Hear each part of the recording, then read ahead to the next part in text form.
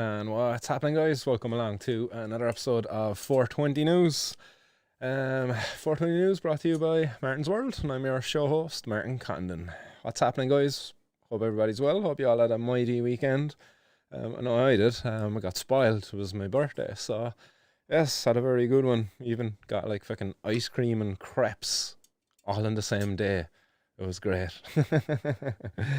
So hopefully everybody had as enjoyable as a weekend as I did. It was mighty productive, in fairness. I managed to not only celebrate my birthday, but that morning, my daughter Alexis, she had her first camogie match. So Alexis, you might have seen her on some of the streams that we done there, playing some games online. But Alexis had her first camogie match, all friendly stuff, like kind of non-competitive, but still to the kids, it was a big one. It was an important one. She was very excited the night before. But first thing that morning, we went up, done that, came back, had some cake, celebrations, and then we went and met the Cork City Missing Persons Search and Rescue group, Cork City Missing Person Search and Recovery group, not Search and Rescue, Search and Recovery. That's the name of our page. But we met up with them on Saturday then as well, and we handed over the €655 that I raised along with the help of you great people out there who attended the Cork City picnic in the park for Cannabis Reform Ireland. The little protest that we had there in the park, where we had 187 people, I believe, turned up there on the day to protest, and we managed to raise €655 there on that day through a little raffle that we held. Thanks again to everybody who donated prizes and helped out with that and everything. But the guys were very happy with the donation. Even got a little photo there with them. Pop it up on screen there now for you all to see. Boom, there we go.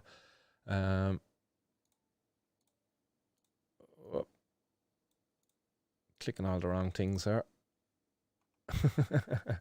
But there you see myself and me, two Madra, handing over the cash to the guys at the Cork City Missing Persons Search and Recovery Group.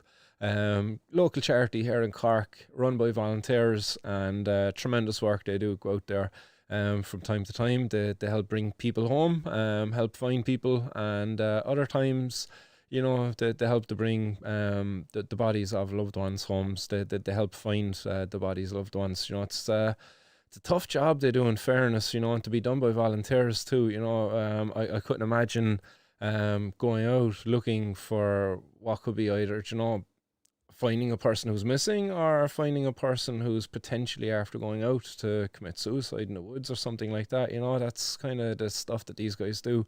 So they were very happy with the money that we handed over. Also here, look at that kick-ass cake.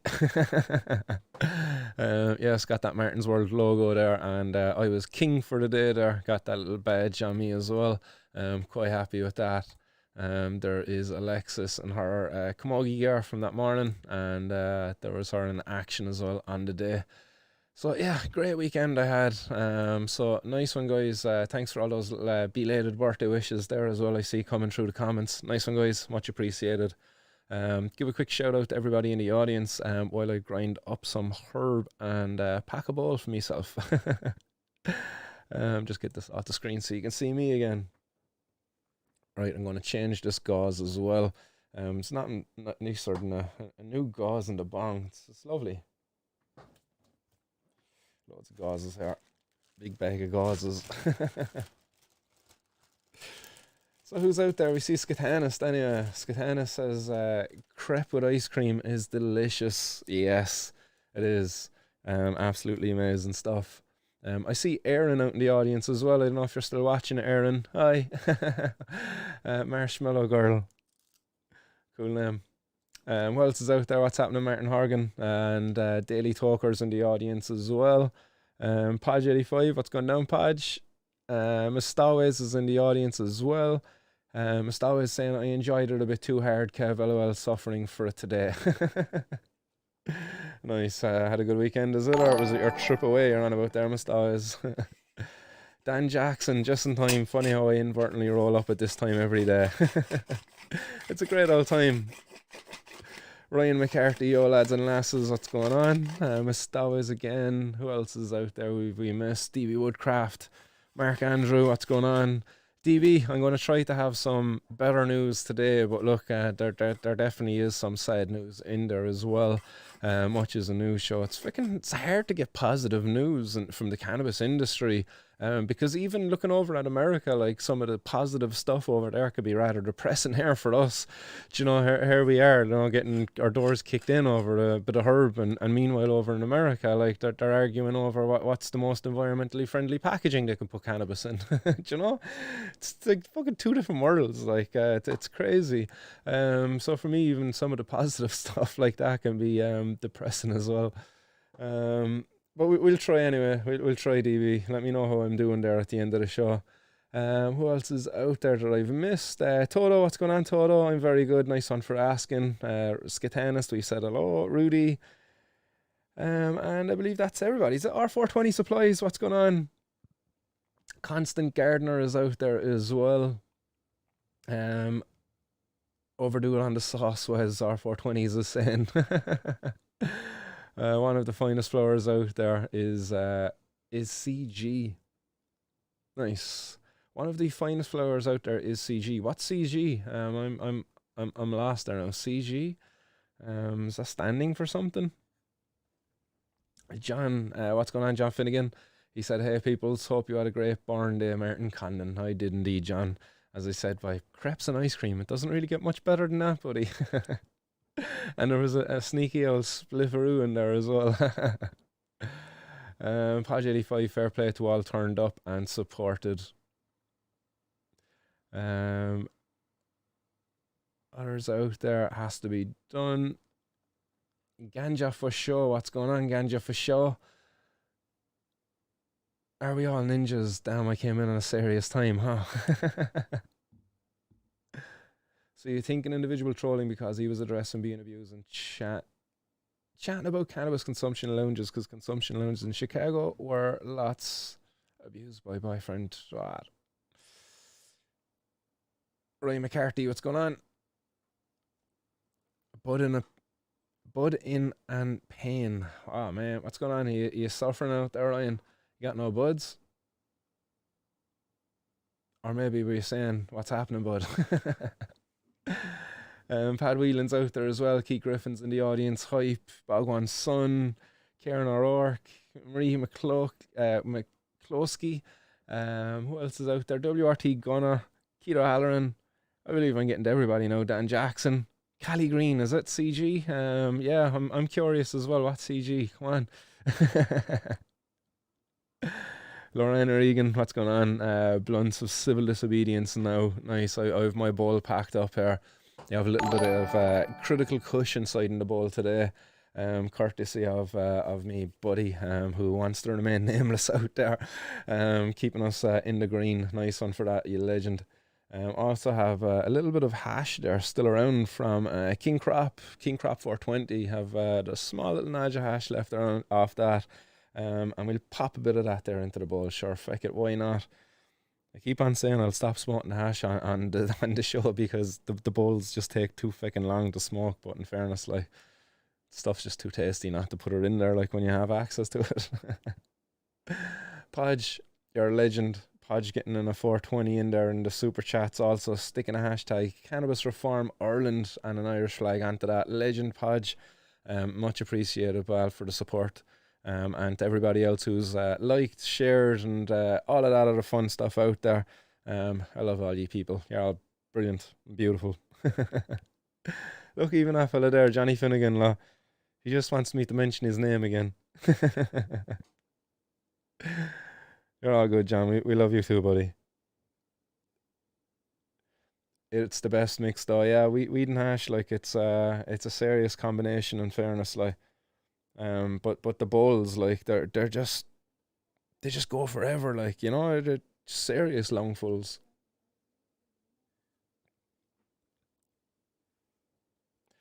There's Ryan McCarthy updating me. He said, suffering with back pain, got ripped off in Cork last week on the street.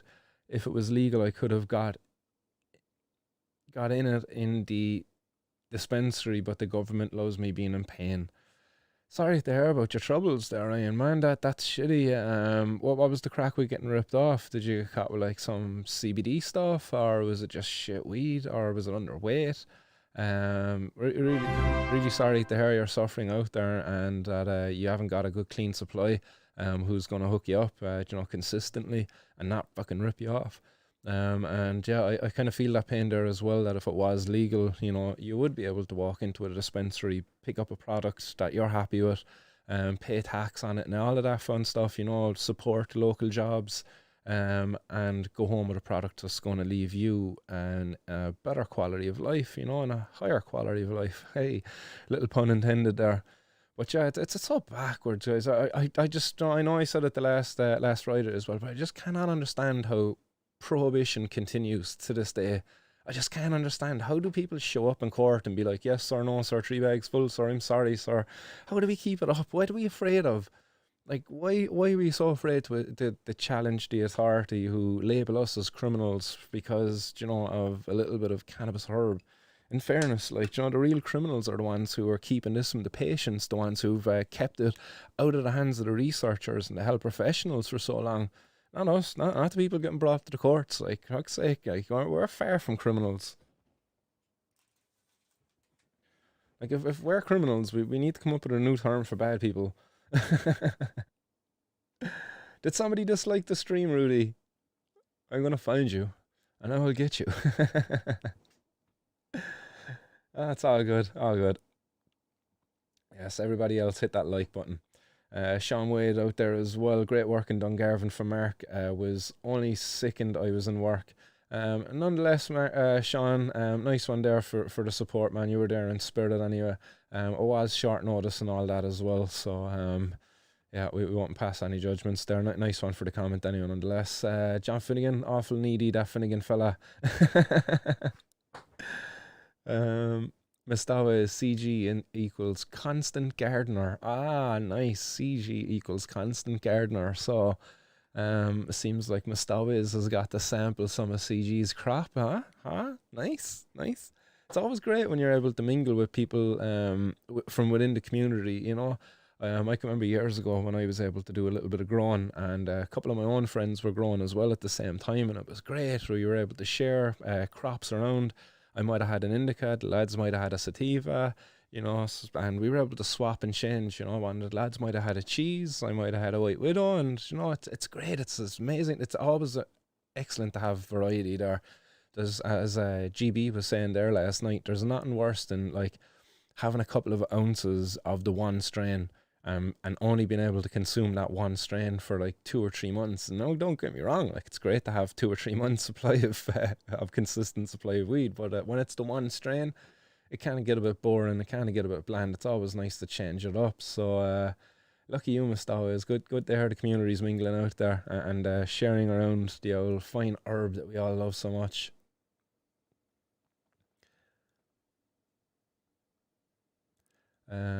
Why didn't you read all my statement after my question? Here it is, because the consumption lounge in Chicago is lots of abuse by beat upright. Basically, I stated should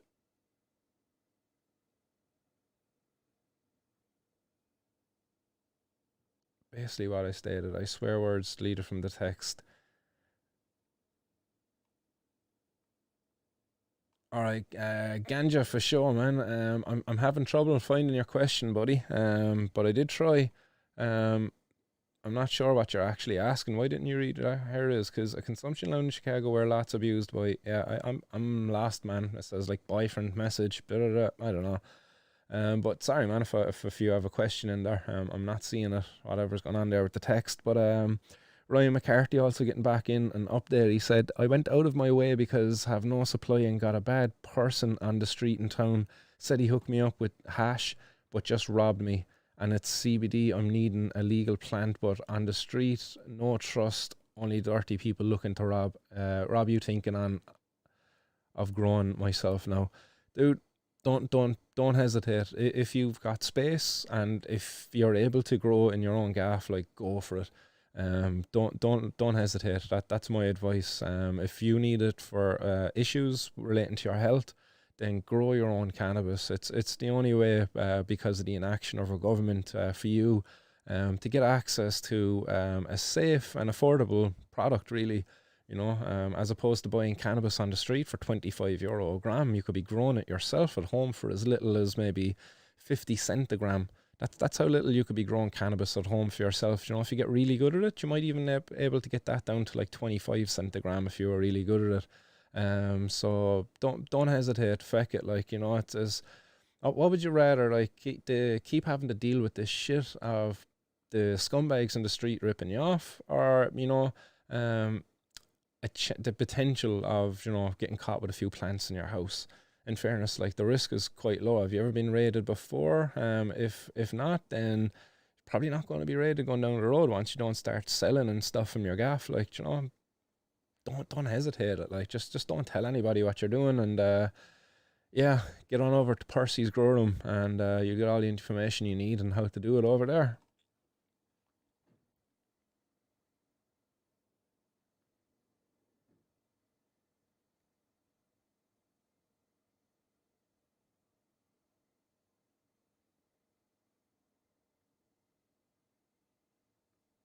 Sorry, we're just reading some of your comments there again. John Finnegan, imagine I could have a bag full of foxgloves that I could potentially make a lethal poison from, and it is totally legal. But if I have a bag of cannabis, I am the worst criminal in the world. Yeah, that's so fucking true, man. Foxglove, digitalis, purpurea, incredibly toxic in the wrong dose, I suppose. And yeah, it's a full of cardiac glycosides, which are basically interact with the heart, and you can give a person enough of it to cause them to have a massive heart attack. And that just grows wild all over the Irish countryside. People actually grow it in their garden as an ornamentative plant because it looks beautiful. You get lovely purple flowers, white flowers, and there's probably a few other colours there as well. It is a really nice ornamentative plant, but as I say, it's incredibly dangerous. You could harvest a few petals, a few flowers, make a cup of tea for somebody, and you can kill them. But meanwhile, cannabis, not deadly, not lethal, but you're not allowed to grow it. You're not allowed to make a tea from it, or a tincture, and despite the benefits it would bring you. But your foxglove, no regulations there. Dead right, John. Dead right, man.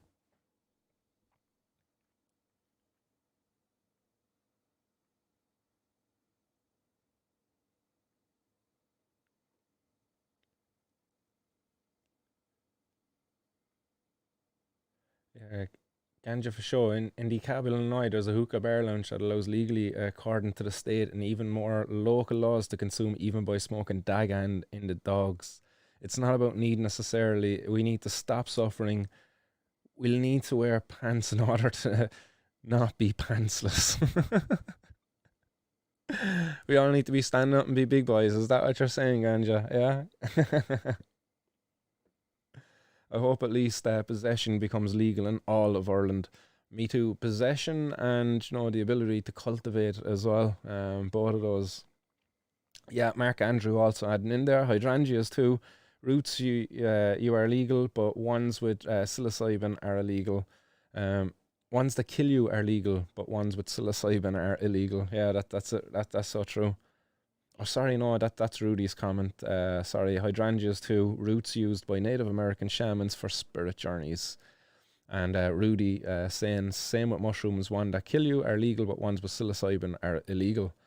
And Hype says, how did you find this show, Dagadoc? He searched cannabis and filter to live. Nice. Good to know how people are finding. Right, guys, I've this bowl packed up here for the last 2 or 3 minutes, or maybe even 5 minutes. I'm going to blaze it on up because I think I deserve it. We're 20 minutes into the show and you haven't even got a headline done, guys. Nice one for subbing there as well, Ganja, for sure. Legend. Blaze on up, guys, if you got it. There we go. Torch of freedom at the ready.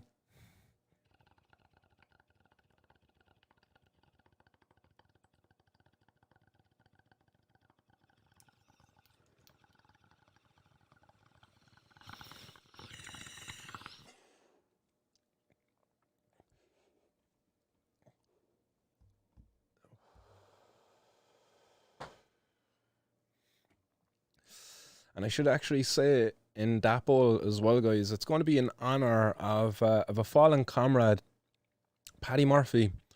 Just want to bring it up there. Rest in peace to Paddy Murphy, a fallen comrade of the Irish cannabis community. So this bowl is in honour of yourself there, Paddy. Rest in peace, pal.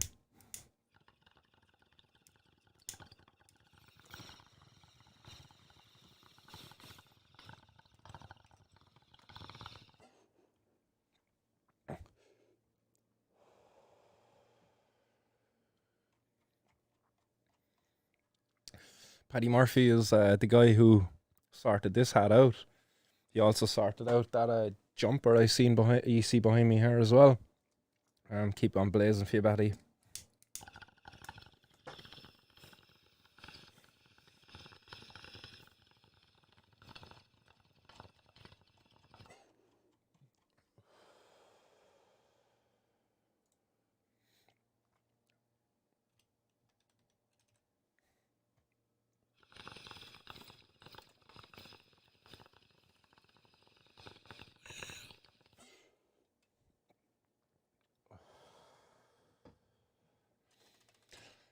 Paddy passed away over the weekend, and I was only made aware of it there just through a post I came across on Instagram. Just trying to re-find the post there now myself, just so I can pop it up on screen for you. 420 Clouds on the Keys, that's who got the post up. Also, the legalised Cannabis Ireland, another page there over on Facebook. They also had a post up there about him as well. But there's Paddy up on screen now. And it says, "It is with great sadness and deepest sympathies that we share the news of our friend and fellow activist Paddy's passing. This has sent shockwaves throughout the whole community." And I was incredibly shocked, all right, when I read that there yesterday morning. It says, "Paddy was well known for his involvement in all things cannabis, his willingness to help anybody, and his kind heart. One thing Paddy always taught me was kindness. He would always have a little treat in his bag for me if we ever met. There are many beautiful, many people out there who will have beautiful memories with Paddy, as he was an all-rounder guy and everyone knew and loved him. In the famous words of Terence McKenna, who Paddy spoke fondly of, it is all about love, making someone else's existence a little easier. Nothing else matters. I know this now." And that was Paddy, a happy, helping, kind, loving soul. We are all reeling for you, Paddy, and raising our spliffs for you this weekend. Just or join us in remembering our friend this weekend, it says. And that was put up there on Saturday evening. So I'm not too sure as to what happened there, any of the details as to how Paddy passed, you know. If he was unwell or anything, it was not to my knowledge. I just hope, condolences to the family and friends there, you know. I hope everybody's holding up okay, because he was a great guy. I've only met Paddy less than a handful of times in person. Spoke to him a number of times online. As I say, we were back and forward on the merchandise there and stuff. His store was featured up on the website. A great guy. This was his Paddy's print and design. That was his page there over on Instagram. He done a lot of stuff out there. A lot of the artwork you would have seen out there in the cannabis community would have been printed by Paddy. So Zombie Nation Farms there, Jungle Albert, Jelly Dog. You know, there's quite a few people who would have had done business there with and trusted Paddy. You know, getting labels done for their brands and all of that kind of crack. And Paddy even had his own brand going, and I suppose it's safe to say this now, because he's not going to get in trouble for it. But the Edible King, was a brand that Paddy had set up and was running. Believe he was selling some cannabis edibles through this page. And I hope nobody takes offense to me saying that or anything, you know. I think give credit where credit was due. If the guy was getting out some nice product out there, I trust Paddy. Paddy wouldn't have been giving people any of this fucking spice shit in the edibles. So if you were lucky enough to get one of his products, then you could have been more than likely assured, as long as Paddy wasn't misled himself, but that product was legit, you know, top notch, high quality. So again, guys, I've just packed up another bowl there, because I just think in honor of Paddy there, I'll blast out one more bowl for him. So we'll pop him back up on screen there just so you can see the man himself, just so you can remember his beautiful face, that fucking amazing smile. Met him for the last time above at the major smoke up, just in July, just gone. I was wearing the hoodie, it was the hat, and he was just like, "Oh, excellent! The apparel's doing good. Like, the merchandise is holding up." And I was like, "Yeah, I'm really happy with the quality. Like, the embroidery on this fucking hat, like, it's top notch. Like, the mesh at the side, like, it was really what I wanted. Like, really replicating that the Wayne's World hat. Like, like he kind of knew what I wanted. I sent him the photo of fucking Mike Myers in that Wayne's World movie wearing the hat, and he in fairness, he done it. Like, he got me a good old hat. So fucking I got it. Like, I really am, like, fucking hell. So Paddy, pal, rest in peace, bud.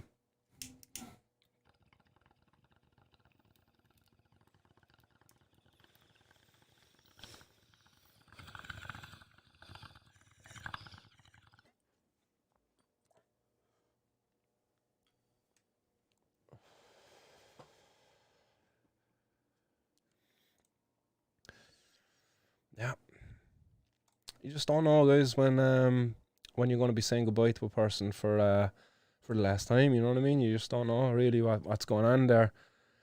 I see some of the comments coming in there as well. Hype, if you're past in the comments, then they're probably too long. Paddy was a psychonaut. He knew his stuff. And that's coming in there from Cáceres Drogas. Yeah, Paddy was. He definitely knew his stuff. That's for sure. And also getting in there, tragic passing, leaving behind a young son, devastated. Yeah, condolences there to his son Daniel. I've often seen Paddy so proudly post there on Facebook and Instagram. He used to always use the hashtag my son Dan. He was an incredibly proud dad. That really came true. On his own personal Facebook page, Yeah, I see some other comments coming in there as well, passing on your condolences as well. We're in kind of on the never-ending bowl of civil disobedience. Nice. Right, let's drive on, guys. And DB, sorry for the negative news. There's a little bit more to come. But here it is anyway, nonetheless. A Cork woman is in fear of being arrested if she brings her medical cannabis home to Ireland. She's been prescribed cannabis over in the UK, and this is the case of a woman by the name of Caroline Barry. And this is an article that, again, was put up there on the Irish Examiner by the great journalist Liz Dunphy, who I've had the pleasure of being interviewed by a couple of times myself. So well done, Liz. Great stuff covering this story, highlighting the suffering caused by cannabis prohibition again across the world, and just the absurdness of some of the laws. A woman being prescribed medicine in one country, only a 20-minute bloody plane journey away. And if she gets on that plane, comes over here with that medicine, she's now a criminal. But Liz Dunphy writes, a Cork woman living in the UK says she feels barred from coming home because she may be arrested if she brings her medical cannabis with her. Caroline Barry is one of the first people to be prescribed cannabis for her ADHD in the UK, but she is not the first person who has had to choose between returning to family and friends in Ireland without their medication or remain abroad so that they continue to access it there. Miss Barry said her ADHD symptoms were becoming unmanageable during the pandemic, leaving her desperate for help and close to a mental health breakdown. And medical cannabis has helped her relax and quieten her racing mind. Originally from outside Clonakilty, so a Cork native, West Cork, Miss Barry moved to Nottingham to study a PhD.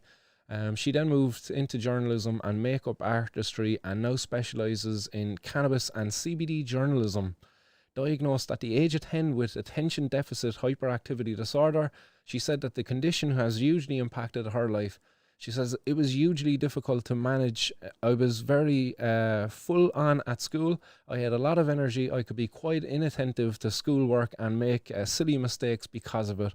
My concentration was all over the place. I was either 100% focused or had no focus at all. And I had little concept of risk. It has affected uni, jobs, made relationships difficult. She said the stigma taught her to hide her condition until very recently.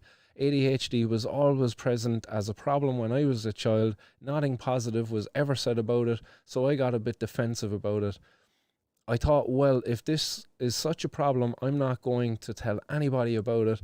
And so if you so you try to mold yourself into this neurotypical world, which just left me even more exhausted. A lot of people with ADHD are afraid to speak out. She says isolation over successive lockdowns made her condition worse. She says a lot of people with ADHD put mechanisms in place to help them cope. She says, I have a lower level of dopamine than other people, so I'd schedule new or exciting things to do, like seeing people going for a walk or coffee or to the cinema. I give to give me little dopamine top-ups. But when all that was gone, I found it very difficult to get those little dopamine hits. I started to become hyper-focused with work. I'd forget to eat, and because I was at home, I couldn't just walk away from the office at 5 p.m. My work-life balance became very unhealthy. I also have an anxiety disorder, and that became more difficult to manage too. By Christmas, I was very mentally very unwell. I was overwhelmed, exhausted, unable to cope with how things were. She went to her GP, who referred her to a clinic specialising in neurodiversity. She says, I was in tears begging for help. I just couldn't cope. I really needed help, but I just fell through the cracks in the NHS.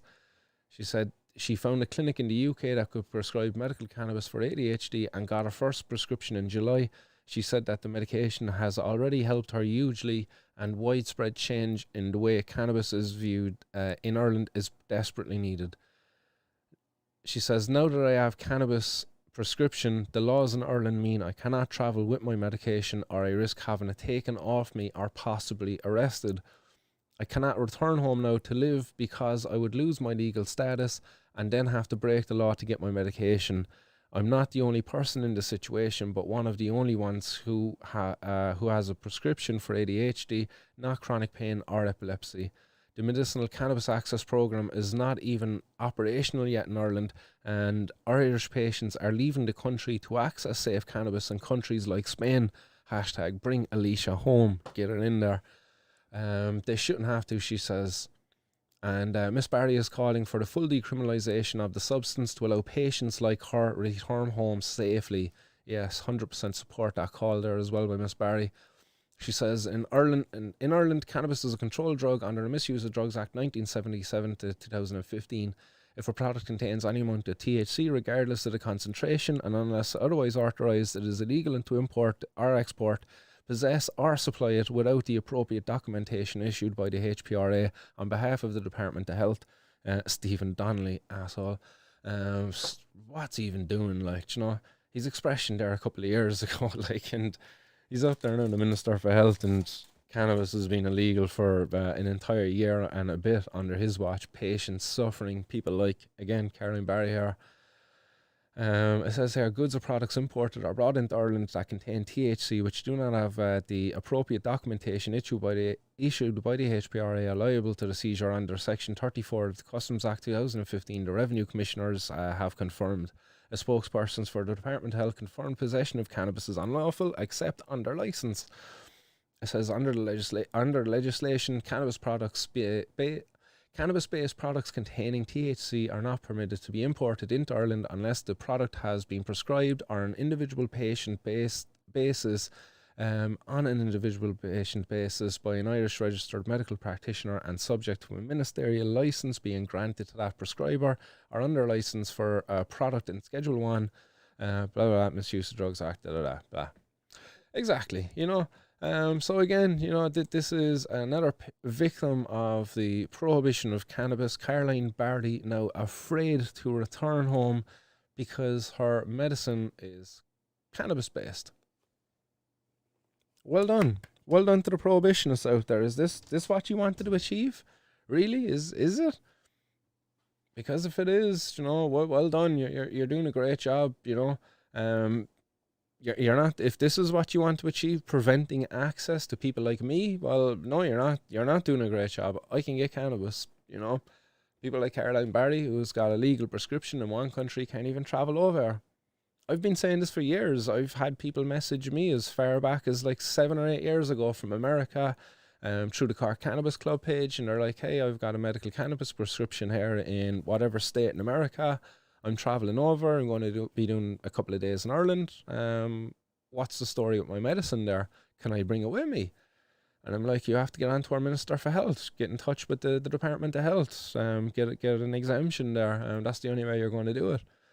To date, I know of no American citizen who has managed to get an exemption to bring their medicine with them. None. I know of zero. If you're out there, if you're a citizen of another country who's legally prescribed cannabis there, and you got an exemption to the holiday in Ireland with your medicine, give me a shout. I'd love to hear from you. But as far as I know, zero. Absolutely no one, as far as I know, has gotten an exemption that would allow people like Caroline Barry travel home with their medicine. She has family here down in West Cork. Why shouldn't she be able to? Why should she be a criminal if she is to bring it with her? And that's how she'll be treated. That's what the guards will do. That's what the customs officers will do. Because she won't have the exemption, and that's shameful. And we drive on from there, and we stick with the UK though, because over in the UK, the new health secretary, health minister, whatever he's called over there, Sajid Javid, urged to finish the job that he started of making medical cannabis more accessible. And this is an article that is over on the Mirror, and it's featuring a past guest of the show, Karen Gray. If you haven't seen that interview, it's up online. Go check it out. Oh, excuse me there. But there is the article there now up on screen. But that's Karen Gray pictured with her son Murray. So again, as I said, I've interviewed Karen in the past. We've heard all about Murray's case and his situation there. To date, it still hasn't improved. They're still over there fighting for better access. They're still having to pay privately for Murray's medicine, which is incredible.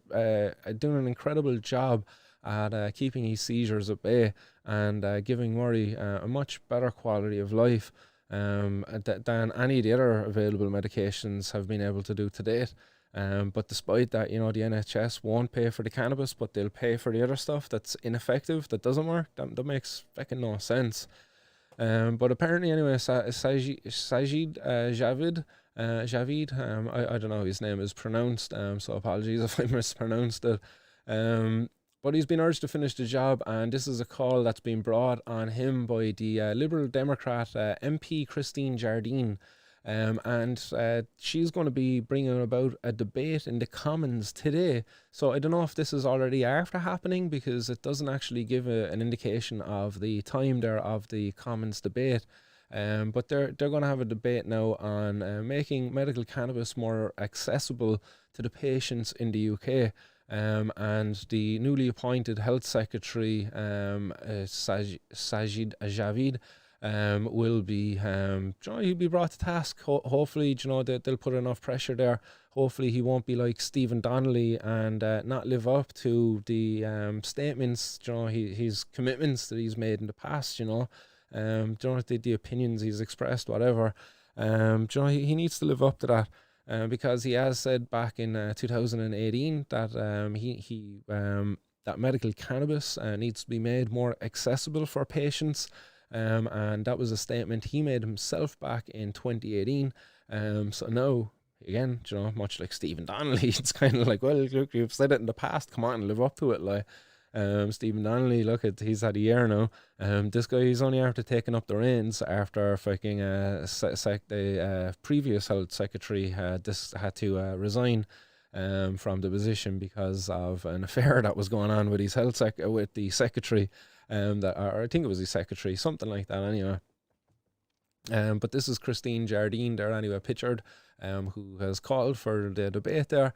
If you'd like to read this article in its entirety, by all means head on over. It's over on the Mirror. I'm not going to read it all out, but I will just remind you of Murray's case. Murray is an 8-year-old who suffers with Dravet syndrome. She raised the case of a young constituent 8-year-old Murray Gray who suffers from a rare form of epilepsy called Aduse syndrome.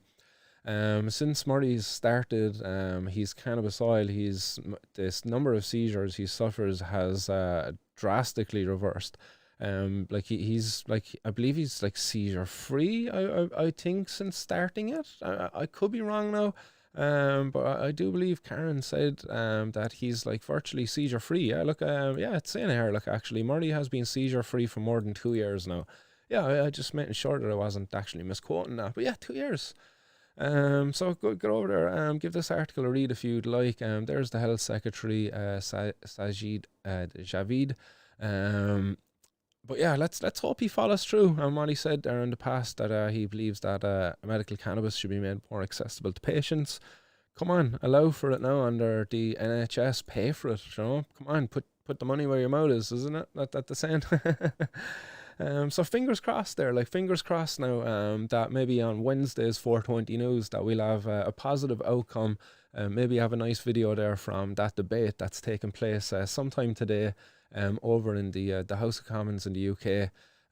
So fingers crossed, you know, fingers crossed, let's hope. In other more negative news, sorry, DB, apologies, but police have seized 10 kilos of cannabis and a variety of weapons from a property in Doncaster. So again, over in the UK, there hasn't been much going on here in Ireland, in fairness, although there probably is raids after happening around the place and seizures have after being made. It seems like our Gardaí here are reporting less on on them. You know, they're not putting up the old 50 bag in the grinder like they used to. You know, they're kind of learning their lesson now that they get a lot of backlash from the public. But nonetheless, anyway, over in the UK, there's raids being made over there. And again, you know, cannabis and weapons, you know, that fair enough. Like some of the weapons that there was a stun gun that was like a mobile phone or something like that. I'll pop the article up here so you can see it yourself. I'm not really going to read it all out, but I just want to bring to your attention again, you know, this fucking prohibition, but also the media, the way they work. Do you know that they love to do it? Like, you know, you look at the headline, like police seize 10 kilos of cannabis and a variety of weapons. Do you know, it's like a variety of weapons. Like, well, what do they have? Like sticks and tasers, like weapons. Do they have some extendable batons? Like, are these some lads who just like this, you know, they have their fingers in many pies, you know, they see an opportunity to make a few pound, and it's just like, well, sure, if I sell a few fucking extendable batons, a few tasers, I'll make a few extra pound. Like, you just don't know what the story is, but you're not really going to be protecting a grow house with a taser or a stun gun, really, are you? You'd want something a bit more powerful than that, to be fair. But the 10 kilos of cannabis was taken from the property along with $5,000 in cash and a variety of weapons, including a taser disguised as a mobile phone, it says. But a man aged 22 and a woman aged 19 were arrested at the scene on suspicion of possession with intent to supply cannabis. And it says they've been released under investigation while forensic inquiries take place. And then, you know, all right, look, before I move on to the next part, like the age, like 22 and 19, like these people in the prime of their life, like so young, like most likely people who were probably just paid to go in there. Like somebody else was probably paying for the rent, somebody else was paying for the electricity, and it's just like, you're going to go in there, live in that gaff, take care of the plants and whatever. Or was it plants? I don't know, was it plants or was it actually cannabis? It doesn't really say. It says cannabis, so I'd imagine maybe that it was probably just a dried herb. So like, yeah, they were just dealing out of the property, you know, two young people, and how easy it is, you know, for them to be silly, to be thinking, should we make a few extra pound there selling the old weapons there on the side, maybe. Silly. And prohibition makes this all the more dangerous, because if you had responsible business people instead of young, silly people, you know, 22 and 19, you would have a lot more common sense taking place within the industry. But then the cops, the comments, thanks to this warrant, drugs that were ready to be sold were removed from the streets ahead of the summer bank holiday weekend. So do you know what I mean? The old pat in the back. Oh, look at us. We're doing a great job taking the old cannabis off the streets for the bank holiday weekend. As in fairness, like 10 grand's worth of weed. Like you're not after ruining anybody's weekend except that it's this young couple's weekend. If they were a young couple. That's the only people's weekend you've ruined. But even that young couple that's whose weekend you've ruined, I guarantee you that they're probably going to be able to get cannabis themselves. They're going to be depressed out off their box, like just they're going to be, oh no, I need a joint. Fuck's sake, the cops just took 10 grand's worth of weed. Where are we going to come up with this money now? I owe a fortune.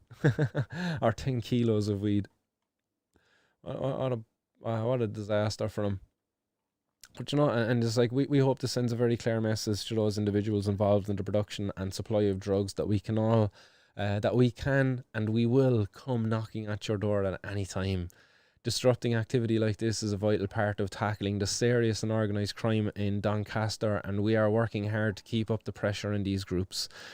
Really, if you want to put pressure in these groups, regulate cannabis production and its sale and supply to the community, because these groups then, if they're really malevolent, if they're not do-gooders, then they're going to feck off and do something else somewhere else, and cannabis will be left to the people like myself who have good intentions for the community, who don't want to do bad. I'd like to be able to do positive things within my own community through this industry that's really needed now. Like, it's needed to be legitimized because it's existed forever on the underground, much to the benefit of these organized crime gangs who these guys are trying to send fucking messages to. If you want to send messages to them, just take away their bread and butter, which is cannabis. Like, legalize and regulate the sale and supply of cannabis, and sure, there's the bread and butter for the boys gone. There's not going to be as much money in it as anymore for them. But anyway, look, we've argued these points so many times before anyway in the show. But that's an article anyway, as I say, that was over on the Doncaster Free Press. So in other news out there, the Canna Kitchen over in Brighton, they've been cleared of selling cannabis in a recent court case that has just ended over there. And this is a case of Sami Ben Rabah, who's the owner of the Canna Kitchen, which is a kind of a CBD restaurant, cannabis cafe type of business over in Brighton. I'll pop it up on screen there so you can see this too. But this is the front of the store there, Canna Kitchen. And I think that the many people who might have been hoping for a good outcome in this, like unlike the cases here in Ireland, they have argued the case that basically, what is it, under a section 20, I'm just looking for it here, section 28 of the Misuse of Drugs Act 1971, this is in the UK, that this is basically that the material sold was not cannabis, and that in part he could properly rely on the knowledge defence. So basically, under section 28, you can argue that, look, that if you didn't really have knowledge that what you were doing is illegal, and if you can prove that, then you're not really breaking the law. It's like an exemption in the law or something like that. It's a funny one. I don't really understand it. Here it actually is. It says his defence counsel argued that at his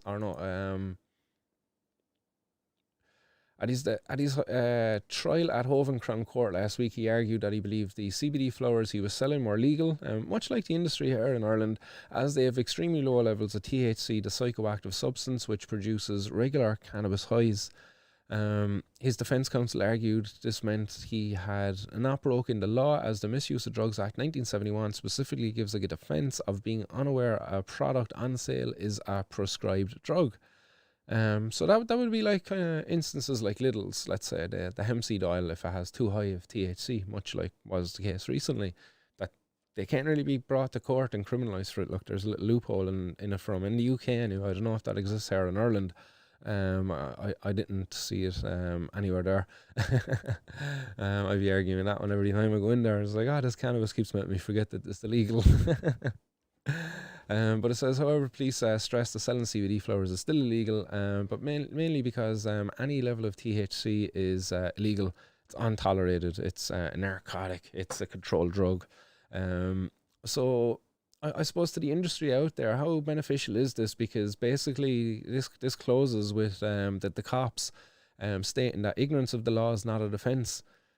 Because while this guy might have been successful, well, none of the rest of you can really use this now, because if you're aware of his defence, if you're aware of this case, then you can't really use it because, like, a knowledge of it, you have to stop selling. So I suppose after this, so if the cops go out now and raid any more businesses, they're going to kind of say, well, look, you should have been aware of this, like, and that's what they're saying here. It says business owners selling cannabis products have a responsibility to ensure the goods they supply are safe, legal, and that unsuspecting customers are not inadvertently buying banned substances, leaving them at risk of harm and potentially prosecution.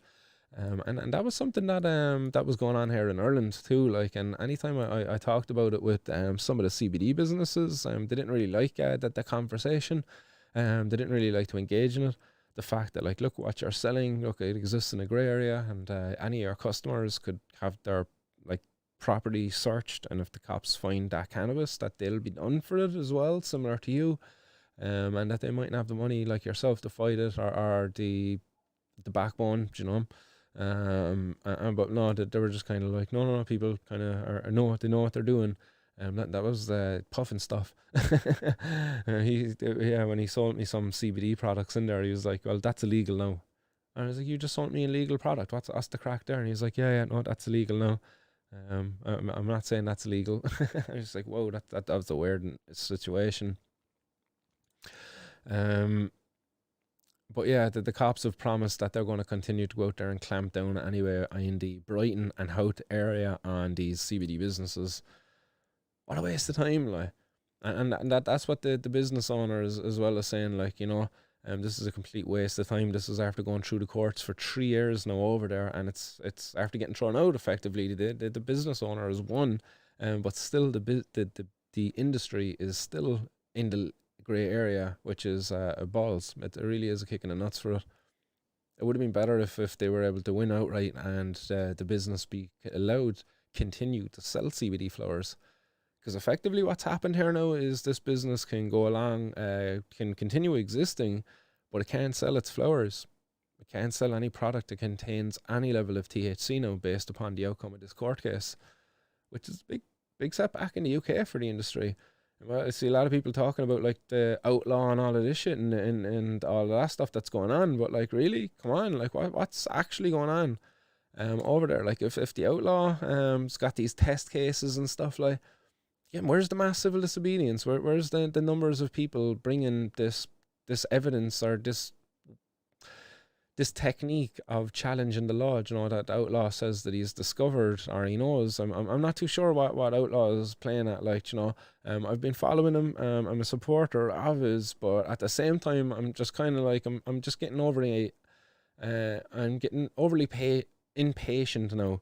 I've been patient long enough. Come on, like, there's some move needs to be made over there with this shit, like with the outlaw stuff. He's got a big following.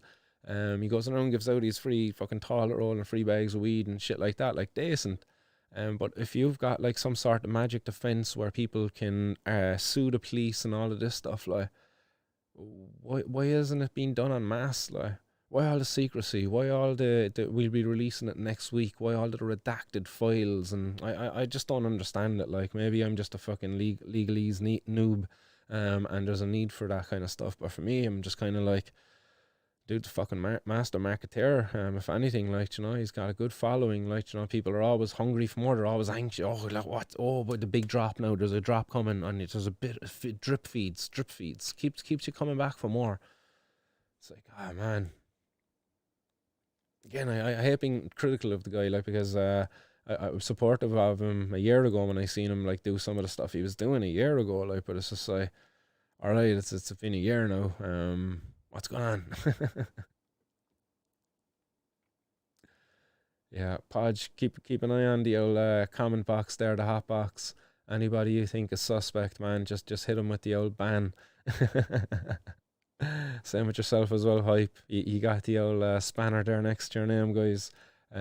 Hopefully you can keep it managed. I seen a few kind of spammy comments coming in there earlier, so I just stayed away from the comment box for a little bit. Casa de Stragassa, I remember that he took our tenner and gave us the gram of CBD and said it was now illegally held in our possession. May as well have been selling THC then. Exactly. That was the thing I didn't understand. John, yeah, you were there actually. I remember that day. I was buying it as a present for my mum. Funny enough.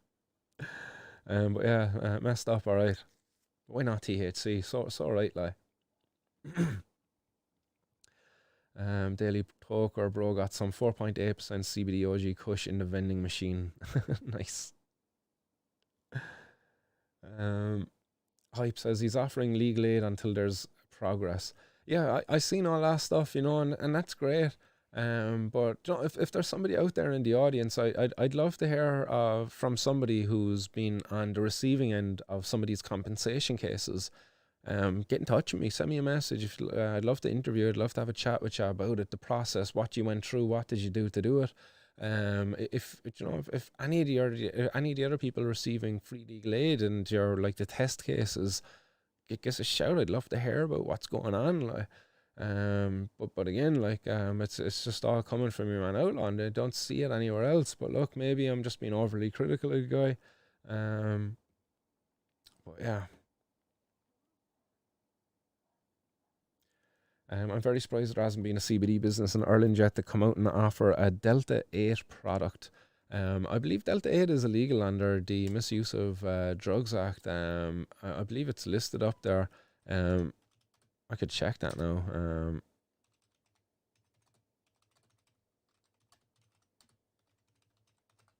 I do believe it's up there, alright, though. Misuse of Drugs Act.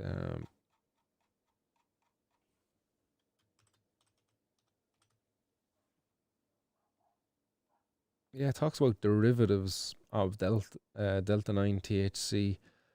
So maybe Delta 8 actually does still exist in some sort of a legal grey area, but obviously that fucking wide scoping Novel Substances Act maybe might be used for it as well.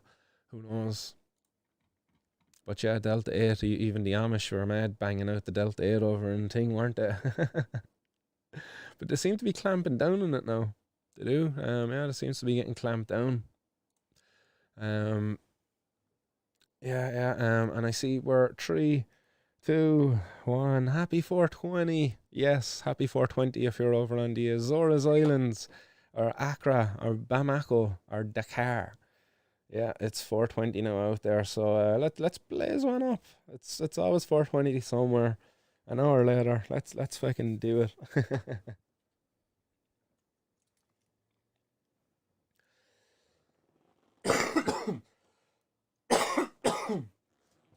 Oh, yes.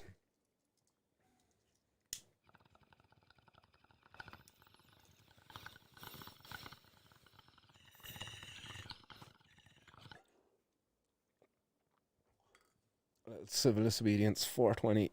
Bang it.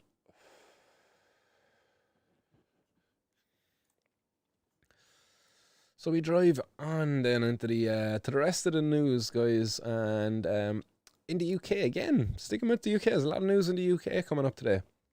There's been 19 soldiers test positive in a string of drug tests that were done over there, and they tested positive for cocaine and cannabis, in what's described as being the army's biggest ever bust. Unfortunately, that the private lives of soldiers has been invaded. That if they do a little bit of cannabis or cocaine, when they leave the barracks, that it's an issue for them when they go back to the barracks. No, this is just another way we discriminate against people who use drugs that are not sanctioned for use in today's society, which is unfortunate. It's discriminatory. It's kind of like the way if we were to treat people who we didn't sanction their relationships. Do you know what I'm talking about there? Because we did have that existed once in a lifetime, or once upon a time. When if you were in a certain kind of relationship, you were allowed to be picked on in society, even criminalized for such. Not only lose jobs, but yes, criminalized. But no, we don't do that anymore. We don't discriminate people like in that way anymore. But we do discriminate against people still for other kinds of drug use, and it's unfortunate. So this is a case over in the UK. It says 19 soldiers from a single regiment are facing the sack after failing a drugs test in what is believed to be the army's biggest scandal of its kind. It says they took cocaine and cannabis at home and at their barracks in North Yorkshire, is reported. It says the bosses are said to be fuming as a result. And it is reported that a lance corporal was among the 19 people from the 1st Battalion, the Yorkshire Regiment based at Alma Lines in Catterick Garrison. Oh, excuse me. To fail the test, though the majority were private rank soldiers. They said it was thought to be the Army's biggest ever drugs bust, and it said that this is off the scale. It has sent shockwaves through the Army. 19 in one round of testing is a large number and raises very serious questions. Before the lockdown, the regiment was being tested every few weeks, but this latest round was the first for quite a long time. These are individual cases as well. It wasn't a one wild night out. The British Army website warns that it takes a zero tolerance approach against substance misuse. It adds drugs, effective fitness and reliability of service people and have a corrosive effect on the operational effectiveness. Really. So why do they have like alcohol in the mess, you know? Especially if you're overseas with the army and you're at the compound, not only have they got like a McDonald's and stuff like that, but they'll have like bars there and stuff like that and things, you know. And soldiers are allowed like get day passes and stuff and go out like that. You know, it's alcohol is like tolerated. So like it's bullshit to say like, oh, drugs affect the fitness and reliability service people. So, you know, because if anything is the biggest deterrent, yeah, the biggest thing to bring down soldiers is alcohol actually. You see them like, you know, making a mess of themselves. Just thinking of like Boozed Up Britain there. There was a few funny episodes I watched years ago, and you're getting a drunk soldier like, and the cop was just like, you know, shouting at him. The cop used to do a bit of army stuff himself in the past, so he knew a few of the old the commands that he would have got off his army sergeant or whatever it is. And the dude pissed drunk like, and he shouted out the thing to him, and he's like, "Oh, don't fucking standing like, oh, like." The dude like just pants down on his ankles and everything. He was like getting caught pissing on the street and shit. Oh, it's funny anyway. Never mind. But off topic, kind of. But yeah, it says the army does not tolerate drug abuse within its ranks, and it is incompatible with the military service and operational effectiveness. But again, like drug abuse. So again, like, see how we discriminate against people who use other drugs? Because like any form of use of these drugs is drug abuse. It's like, no, we have a zero tolerance. So like if you use it, you're abusing it. That's messed up. Surely there's like some way in which these soldiers can be allowed to use cannabis and if they want cocaine on their downtime. Like if it makes them, you know, more relaxed, whatever, you know, allows them to enjoy their recreation time more. And again, you know, as long as there's mechanisms in place as well to ensure that the, you know, actual drug abuse doesn't creep in, you know, through education, that could be done. But no, we take this no tolerance approach. We discriminate against them, and it's okay. In the comments there about the army, it says army personnel caught taking drugs can be expelled or be discharged. Last year, The Guardian reported that there have been an increase in the number of soldiers sacked over drug misuse after compulsory urine tests. And it says they had released under the Freedom of Information laws revealed that about 660 soldiers and reservists were discharged in 2019 for this reason. That's a lot. And 630 in 2018 and 580 in 2017. Excuse me. That's a lot of people getting like discharged over fucking drugs. Like if you were to think about it like that, the economic cost of that, like if you have 630 people like that, and say if they're already after going through 4 years of training, like that's 4 years of investment you're putting into that individual, and then you're going to say goodbye to him and all of that investment because, you know, the dude smoked a bit of cannabis when he went to Amsterdam with his old doll for their anniversary or something like that, and he tested him when he came back. Sound. But interestingly, it says here the most common drug they detected was overwhelmingly cocaine, followed by cannabis and ecstasy. That's no surprise. In fairness, like there's definitely a problem with alcohol abuse in the soldier yeah, within the military, I suppose. You know, people who serve anyway. Certainly, the people who serve overseas, especially within the UK Army, where they're in active war zones, such as as we all know, Afghanistan did the big fucking mess up they made there with their withdrawal. But certainly there's a problem there with alcohol abuse then as well, where people just abuse alcohol, and of course we all know, well, I know myself anyway through experience that alcohol lowers your decision making abilities, and therefore it makes it easier for you to say yes to something that you wouldn't normally say yes to, maybe like cocaine. Yeah, and therefore you're able to drink more, and you take more coke, and and before you know it, man, you're fucking you're dead in the bathroom floor of some pub after having a banger, and all could have been prevented. Um, but yeah, says before the pandemic, there were around 80,000 random tests each year, with some people having multiple tests in a year and others having none at all. There's understood to have been fewer tests during the pandemic. So yeah, that's the article that was featured over there on the Metro. 19 soldiers, jeez, all in one go. But in fairness, if you look at that, 19, and on average they're saying 600, like 19,600. So like they must be getting rid of like 20 every week, wouldn't that, like more 20 every week? Yeah, thereabouts. Mad stuff, like. And we drive on from there, from soldiers getting kicked out of the army to little kids getting sent to hospital. But again, this headline is my biggest issue. Parents warned after 3 children left seriously ill from eating cannabis sweets. Can like any of you guess what's wrong with this? Like, do you know where I'm going to go with this? Because I think many of you might. Like this headline should say the governments should be getting warned. The politicians should be getting warned. The policy makers. Because basically what needs to happen is these cannabis edibles, they need to be regulated. We need to have rules in place as to how they be packaged, as to maybe the labels and the indications as to the contents and all of that kind of stuff. And again, maybe even fucking some child proofing there on the packaging mightn't go amiss either. But that should be the warn. That's where the warning should be going. It's no good warning parents. Parents are very well aware of the dangers of drugs on the streets for their kids.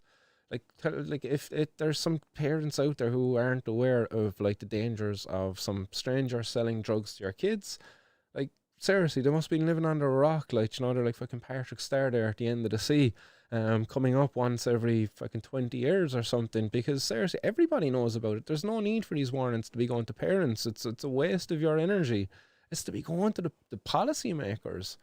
Like that's the issue here. Again, this is coming out of the UK, where there was messages sent out to parents, warning sent out to the parents by the local police after a number of hospitals have seen, again, a number of young people being admitted for ingesting cannabis products. But again, the biggest danger here is did they actually ingest cannabis products? I'm seeing reports out there again on Reddit of people getting edibles that are containing spice and stuff like that in the UK. So again, it's most likely that these kids are getting admitted to hospital because of unregulated products, and that should be the warning, and that should be the headline. It's like government warned after 3 children left seriously ill from eating unregulated products. That should be the headline, from eating cannabis sweets. Like, do you know that there were cannabis sweets? Do you have any evidence that there was actually any cannabis at all in those sweets? Because I don't see any, except for maybe do you actually trust the drug dealer who put it into that dodgy looking packaging that's ripping off well known name brands such as like Sour Patch and all of that. That if they were actually a legitimate product, there would be lawsuits for copyright infringements and all of that stuff. Regulation works, guys. Come on, like. So yeah, that's the only reason I wanted to bring that up. Really, is just the headline. Like, what's the media doing?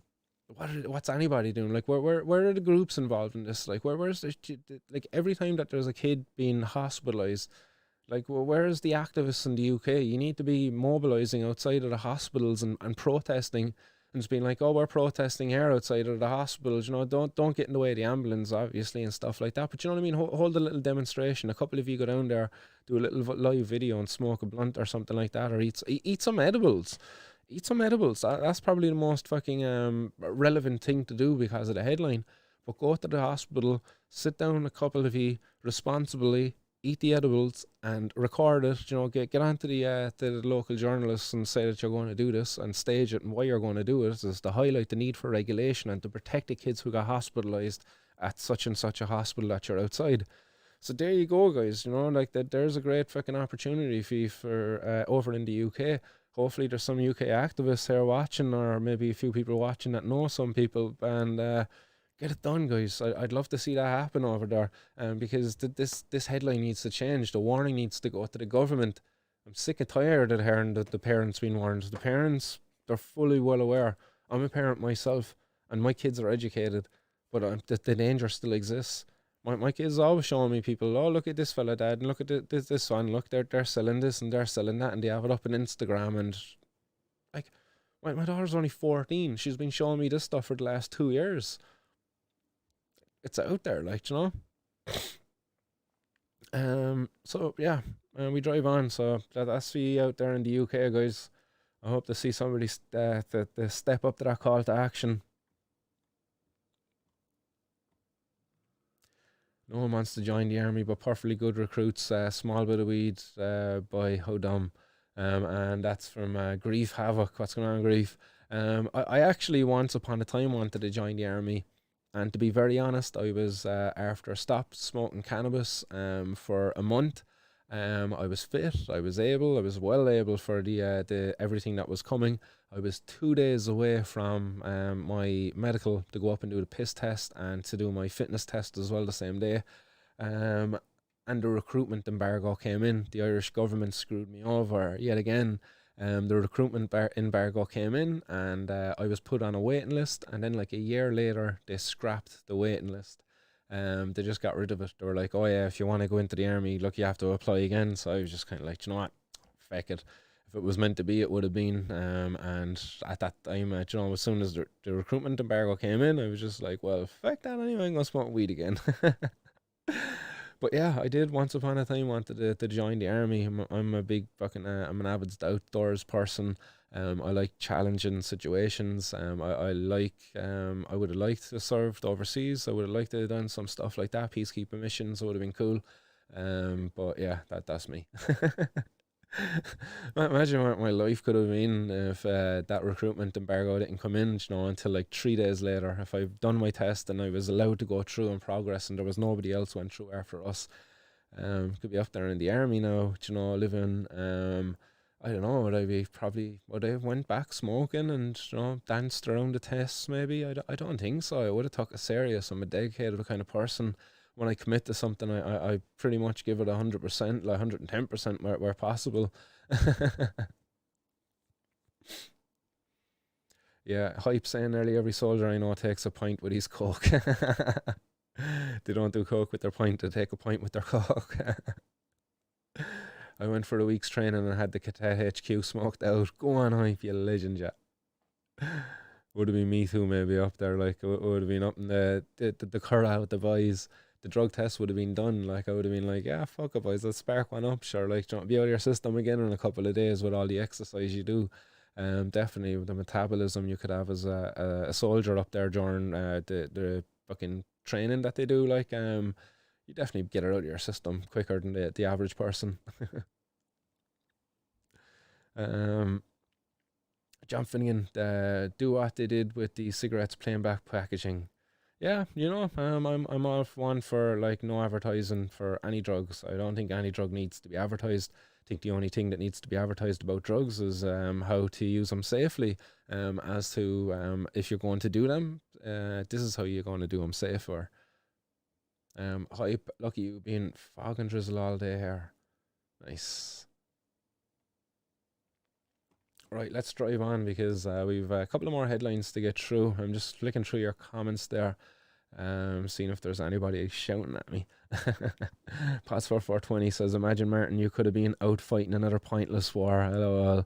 Yeah, it'd be interesting. Well, I suppose with the Irish Army, you're never really fighting a war. You're doing kind of like that peacekeeping stuff.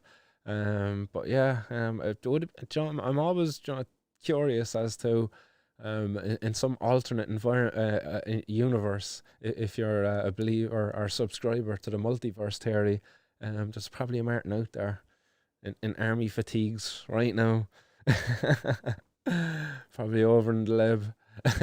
Smoking a bit of the old hash.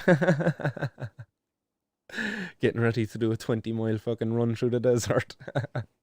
I can just picture him, skinhead and all that.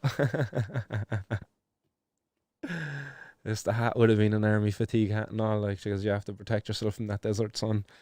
But yeah, interesting moment, isn't it? Like, imagine if you could have that Rick and Morty device, hit that zap button and travel over and just be like, "Right, Martin in the army, what's happening, boy?" Corporal Condon. Yes. That has a certain ring to it. Alright, sounds good. Right, let's drive on with the headlines, guys, because this is one that we're going to come back to the north of Ireland here. I believe it's in the north of Ireland anyway, where the police gave a man a lift and then got a smell of cannabis and found it on the guy that they were giving a lift to. Yeah, that's an interesting one, alright. But it seems that this individual, Zoltan Dobby, but I'm going to call him Doobie. But his name is definitely lacking an O. I'll pop up the article there so you can see this yourselves as well. But this is over on the Ballymena Times. So yeah, this is above there in the north, alright, I'd say. Police gave a lift to a man at Bridge Street in Ballymena due to the cold weather in February this year and then detected a smell of cannabis off him. It was one of several incidents when Zoltan Doobie, 49, with an address at Dumtara in the town, was detected with the Class B drug. It says a prosecutor told the Ballymena Magistrates Court in one incident in July this year the defendant was drunk and was swearing in the middle of the road at Brook Park in Ballymena at 2 a.m. And on another occasion, Doobie dropped some cannabis as he ran away from the police at Mill Street in Ballymena. But like here, like you can see just from that paragraph alone there, like that this individual in question, Mr. Doobie, he's clearly got some mental health issues. He's probably got some addiction issues there with alcohol, and it seems like that the cannabis is the least of his problems. But nonetheless, the law are making it a bigger problem than it needs to be for this individual. Like if anything, the only attention this individual should be getting should be from the health services. Like if he's got like some sort of a mental health problem, and if he's got maybe an addiction problem attached to that then as well, maybe he needs to see a counsellor or a therapist to just talk this out, rather than being treated like a criminal and issues being made of things that are actually non-issues in the scheme of things. When it comes to a person having a mental health issue, that trumps everything else, really. Like, even the addiction issue, if a guy's got a mental health issue, you got to address the mental health issue first, and then through doing that, you can then start to alleviate, which is a knock-on symptom of the mental health issue, the addiction issue. At least that's my opinion. Like, I'm not a fucking psychologist, mental health expert at all by any means, but I can certainly see that making sense to me anyway.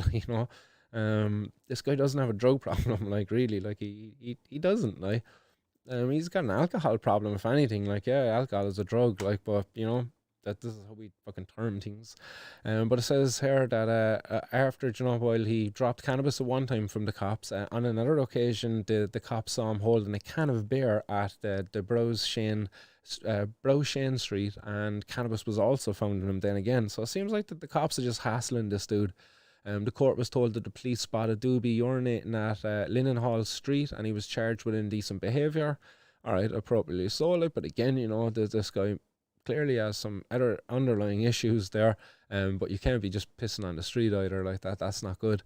But his birthday apparently is on April 1st, the defendant's birthday. The police also noticed he was very agitated at Hill Street, and again they searched him and found some small bit of cannabis on him. So like there's a couple of incidents that says on another day he was very aggressive and shouting at Browshen Street, and cannabis was found in him.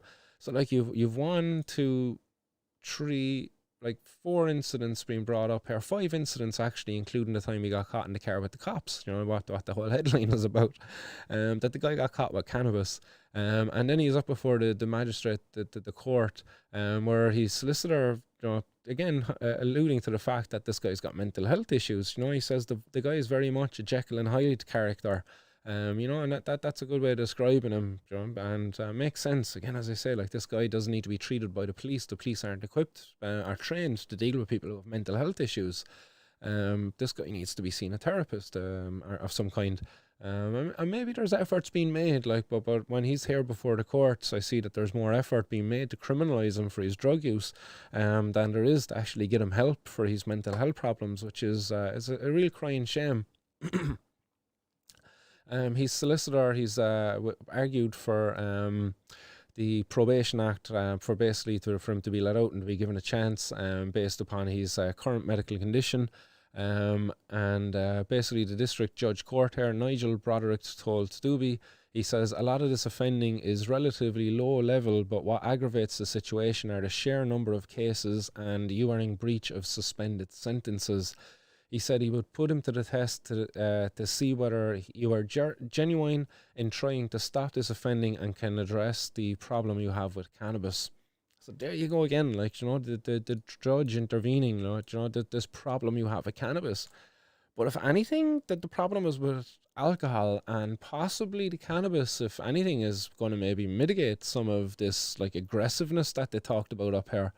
You know, I would imagine a lot of that aggressiveness is fueled by alcohol and the mental health problem, and possibly maybe prescribed medication that he could be getting too, because when you mix that with alcohol, that obviously is going to put you into these blackout, violent and vulnerable states. So again, you know, maybe cannabis actually is more beneficial to this individual than the judge might be aware of. And it's unfortunate, you know, the judge shouldn't be, you know, pointing this out to address this problem you have with cannabis. Again, you know, judge, open your eyes. This guy's clearly got a mental health problem. He needs help. If anything, he needs to be assigned to a psychiatrist or some sort of a therapist to talk things over. And it's just like, you know, you tell the cops, stop fucking searching him because he's clearly only involved in personal use of cannabis. Waste of time. Shameful. It says he put Doobie on a probation to attend any program of recommended treatment and defer the sentence to next March. The judge told the defendant, if you fail, you will have no one to blame but yourself, and he would be jailed. To me, it seems, you know, if Doobie's going to be left back out into the environment in which he came from, he's going to fail. He's doomed to fail because he's clearly got bigger problems than cannabis, you know, and what the judge sees cannabis as being his biggest problem. Backwards, like, but look, it is what it is. Other headlines from the north of Ireland, and that there has been more than 3 ambulance call-outs per day in the north of Ireland for drug issues, more or less drug overdoses above there in Northern Ireland. So I suppose this could have came out maybe last week. It might have been better timed for Overdose Awareness Day. But yeah, that's an alarming amount of ambulances being called out for these drug issues, and you have to wonder how many of those are actually caused by the drugs themselves or because of the source of the drugs, i.e., you know, contaminated drugs. We're seeing a lot of problems out there now with people with buying Xanax. The Xanax tablets and stuff like that out there, the knockoff ones, they're coming up as not being actually Xanax. They're containing other more dangerous substances. So you have to wonder how many of those ambulance call-outs are actually in relation to this failing caused by the prohibition around these substances. And John, it's incredibly backwards. I'm talking about, you know, people getting hospitalized as well for maybe overdosing when their heroin is like different things such as fentanyl and stuff like that. Again, problems caused by prohibition. People getting to hospital over fucking spice.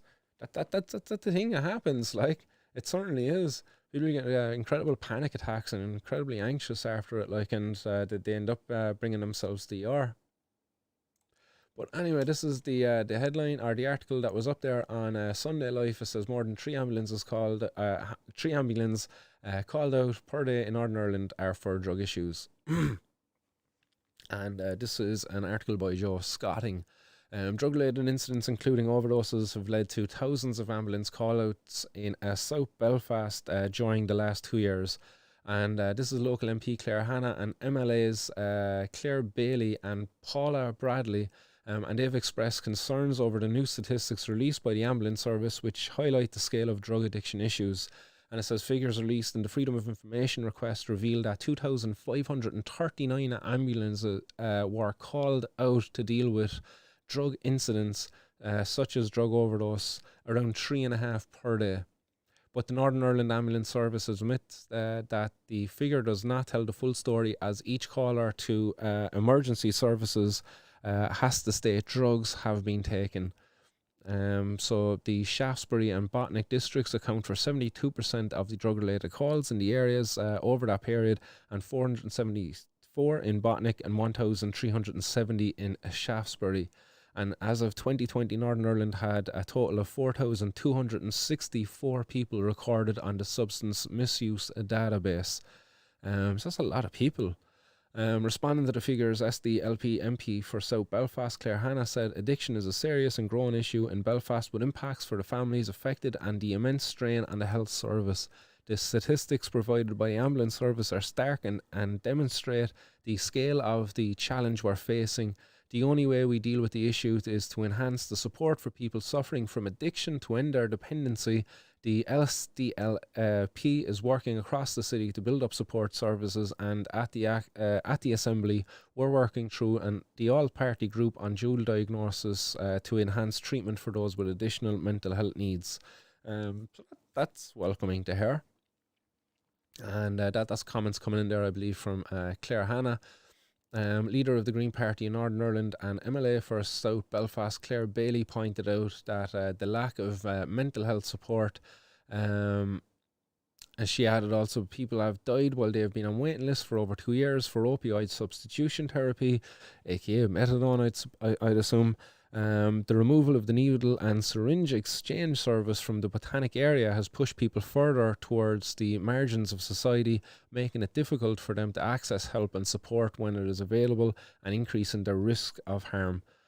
That's shameful, really, isn't it? You know, these needle and syringe exchanges, these help to save lives. These help prevent the spread of disease within communities, you know, such as hepatitis and, you know, some of the injecting related diseases, you know. Clean needles, they save lives, and for them to remove these services, it's shameful. I can remember the time here in Cork when they were arguing on the radio, people calling for the removal of the injectable bins, the syringe bins that were up on Wellington Road here in Cork, because they said that they attracted drug users to the area. But the reality was the drug users were already in the area. Many of people in the area, living within the area, were injecting drug users, and the bins were very beneficial for them because gave them somewhere to discard their needles responsibly, much that you would want them to, like what you would want them to do. So, you know, it's shameful when you hear the removal of services and things like that really do help people and can help with saving lives too. It says, it goes on to say problematic are Claire Bailey goes on to say that problematic drug use and addiction are public health issues which cannot be solved without fully resourced support services that are easily accessible, and through harm reduction measures which treat people who use drugs and their families with compassion and dignity. Spot on, definitely. And don't forget there, Claire Daly, that safe supply is harm reduction. Giving people access to a safe supply of their drug of choice is probably the most beneficial way to help a person in reducing the harms posed to them by their drug use. Safe supply is harm reduction. It goes on to say that Alliance MLA Paul Bradshaw agreed that drug users are marginalised and pointed out that the situation is likely to have worsened during the pandemic. And she told the Sunday Life, fundamentally, this problem will only have been tackled if we come to terms with the nature of addiction and provide those affected with health and care services delivered by dedicated experts in the field. Such services will recognise first and foremost that drug addicts are not to be banished to the margins of society, but rather to be given a helping hand back into the mainstream. There are many positive stories of lives turned around, but there is no question that we have too many people suffering from addiction, and we need to do better in this regard. This requires is response which recognises that this is first and foremost a health rather than a justice issue, which provides pastoral support and care to those affected and their circle of friends and relatives. She added, "We must make this a high priority." Yes. I think she likes the puns. Yay. And that was coming again from MLA Paula Bradshaw. So that is like some positive news there, that the look, there is calls there for change, for support, for a new approach to how we view drug users, people who use drugs in society in order to reduce harm. So that is a welcome sight to my eyes anyway. So happy days. Well done there to all involved above there in the north. Best of luck to you all, because I know if you have any luck getting things changed up there, well, it's the old sheep in our government are quickly going to follow you anyway, that's for sure. But I'm hopeful that we might beat you to it. Fingers crossed. Come on, boys. The Citizens Assembly, big one for us here in Ireland soon. Time for Ishka, Marty. Spot on, John. Give me 1 second. I'm going to grab me Ishka.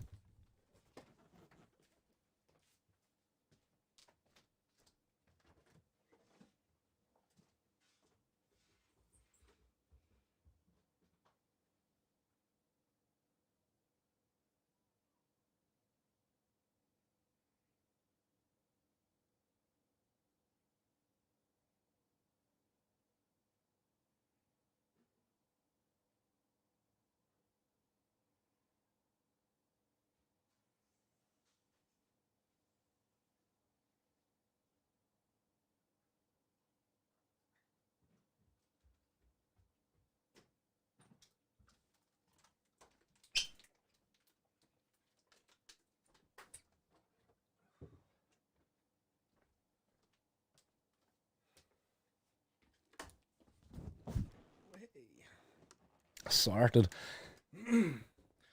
Thanks for permission to go there, John. Much appreciated, man. I hope the sound wasn't too bad there. I could certainly feel the effects, but I knew my bottle was a bit far away, so...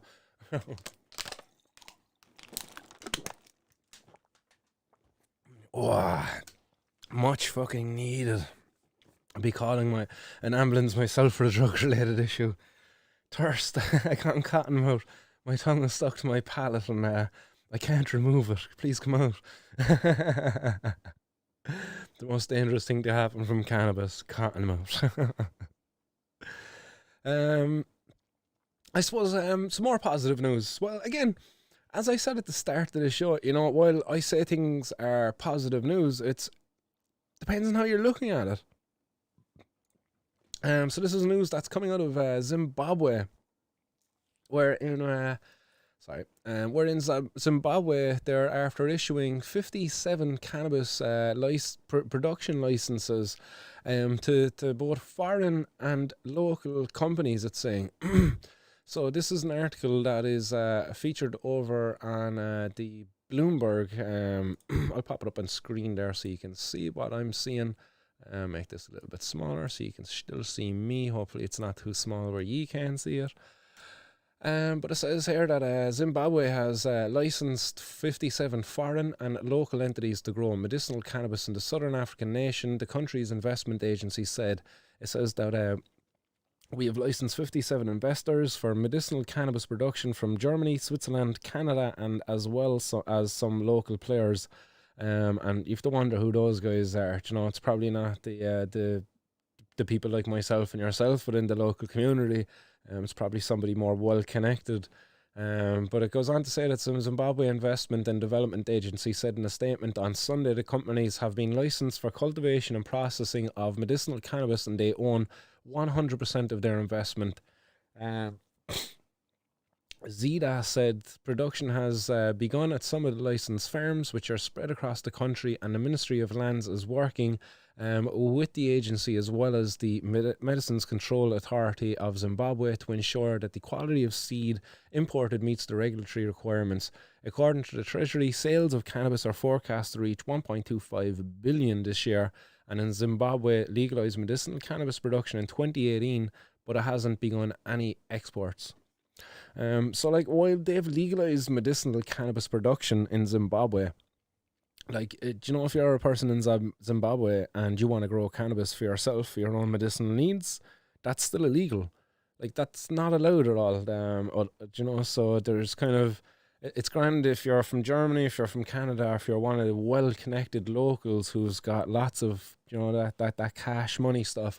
If you've got lots of that stuff lying around, then you'll be one of the lucky ones who will be landed with one of these licenses. So this is what I mean. This is good news, or this could be seen as maybe bad news because there's a local economy there that could potentially be getting taken advantage of, or maybe missing out on other opportunities there. People within the local region there in Zimbabwe, like how many of them are getting criminalized for doing this very same thing that these guys are doing, in the pursuit of profit. Let's not forget that like these companies are coming to South Africa, most likely because the of the cost incentives there. It's probably cheaper than doing it in places like Ireland. Obviously, you got access to much greater swaths of land over there too, and probably a cheaper labour force and all of that stuff. And meanwhile, the locals can't even grow this plant for themselves or for their sick granny, who or for their young child who might have fucking epilepsy because they have epilepsy over in Zimbabwe too. But anyway, I try not to be too negative here on this one. But you compare this to this other article that's out there, and it's an article that was up on the Guardian. It says Swazi Gold, grandmothers in Eswatini growing cannabis to make ends meet. And I'll pop it up on screen here so you can see it. So this is Eswatini, and Zimbabwe that we were just talking about. It's just up here a little bit more. So there's Zimbabwe. So it look like you probably fit a couple of Irelands into Zimbabwe, I'd say. But like there's not much difference between the two places. But in this head article here on in the Guardian that's talking about Eswatini, this location here that you're looking at in the map, that the grandmothers are growing cannabis and selling it to people who consume it, for whatever reason, whether it be medicinal or recreational. Recreational, I hate that fucking term, but I suppose it's all encapsulating for whatever reasons people use it. But Eswatini, I suppose, as well, is also known formally as Swaziland. And I can definitely remember a strain by the name of Swazi Gold. That was something that I can remember anyway. I don't know, was it about the hash or something? But that's definitely a familiar name to me anyway, Swazi Gold. And there's some nice plants there, in fairness. Like, and I'd say that they got some good genetics down there as well. Like, I'd love to go down there and be able to get some of the just the wild genetics that are out there, see what you can find within it. To go to some of these places, but I suppose a lot of them have already been taken advantage of. Probably got seeds in there and stuff if they're growing it for a while. But yeah, grandmothers anyway often tend into the fields because the young men often leave the villages to go to the cities and stuff like that, and not only that, many of the villagers have died because of here it talks about the HIV and AIDS epidemic that ripped through the region over there. So that caused a lot of struggles there for families, and it led a lot of the older generation then as well, tending to these fields, growing this cannabis illegally. That's just the important one to note in here on this. But it's just to make ends meet, and that's what and that's the headline: to make ends meet. They're not out to get rich. They're not out to do that, any of that. They're not looking to buy Lamborghinis or any fancy watches and stuff. They're literally just trying to make ends meet. And it says here, look, in the poverty-stricken kingdom, an older generation rely on grown cannabis to feed children orphaned by AIDS epidemic. You know, many of these elderly ladies are taking care of orphans, and again, as I said, they've been orphaned for many reasons. One of those reasons being the AIDS epidemic, and it's just it's a backwards. You know, where you look that over here, literally just up above there in Zimbabwe, you have big companies coming in and they're setting up there, and they're going to make millions. They're going to export the cannabis out of there. None of it's really going to be used here because they wouldn't be able to afford the products that these companies want to make here. Very little of it will be destined back to the local market. And the same here in Eswatini. Like, why aren't they able to just turn around and just let the locals set up their own local businesses, go on to the World Wide Web and say, hey, who out there wants to buy some cannabis that I'm growing here in like fucking wherever, and get a fair trade price for it, you know, get a good price for it. What's stopping them? Like, I just don't understand it at all. Instead, they're getting taken advantage of at every opportunity, and it just all needs to end. Like, this silly cannabis prohibition, like it's just so backwards, so much suffering caused there as a result of it. So you see a photo here of one of the small holdings in Eswatini, where a woman in rural areas have very few options to generate an income, it says under the photo. And you see the lady out there, she's got her hoe in her hand, and she's sorting out the old trenches, getting ready to put down a crop. I don't know, is she putting down some cannabis or what's the crack there? She's probably planting some food there as well. Yeah, go over to check out this article if you want to give it a read anyway. I'm just thinking if there's anything else of relevance. I actually read this last Friday because it's an article that was published. When was it published? The 2nd of September, so it's published over 4 days ago. Um, Women are the most affected, especially in rural areas. Farming the Swazi gold is not by choice. They have no other means of generating income. As much as NGOs are trying to assist, there are many barriers which need to be addressed at governance level. Young women end up in sex work driven by poverty, and in turn, the issue of HIV and AIDS is exacerbated. A Ministry of Agriculture spokesperson who spoke in condition of an anonymity argued that the geographical location of Eswatini contributed to the economic challenges, and that's because Eswatini is a landlocked mountainous country with not enough land for our people to utilise for feeding their families or for commercial purposes. As for cannabis farming, I understand the police have dealt with criminal element who wanted to contaminate our communities, but it's all under control. Sure it is. It's all under control. Meanwhile, like, there's elderly ladies out there growing a bit of cannabis, bringing it into the city, are bringing it further afield. Like, you know, they talk about making the journey from Eswatini down to some places here, like Lesotho. These places, I believe, as a bigger city, or maybe even further afield there into some of the other bigger cities within South Africa. You know, they've got some big populated cities here within South Africa. So if you were to make a journey from there across, do you know, to Johannesburg, there you go, there's Johannesburg, that's what I was actually looking for. So that's not that far at all, like, you know. Dangerous journey though, you have to cross that border. And look at this, they have an Amsterdam. What? No way. They have an Amsterdam here. What is this? Whoa, that's totally unexpected. Sorry guys. There's Amsterdam in Africa. Jeez, I hope I don't ever get on the wrong flight someday. Amsterdam University. Amsterdam is a small town located in Macondo, local municipality. Mpumalanga, Anga, South Africa. Amsterdam encompasses a large Swati population as a result of the Swaziland border, which is relatively close to the town, which is located some 77 kilometers east of Ermelo. Interesting. What's here like? Are there any coffee shops? Pizza.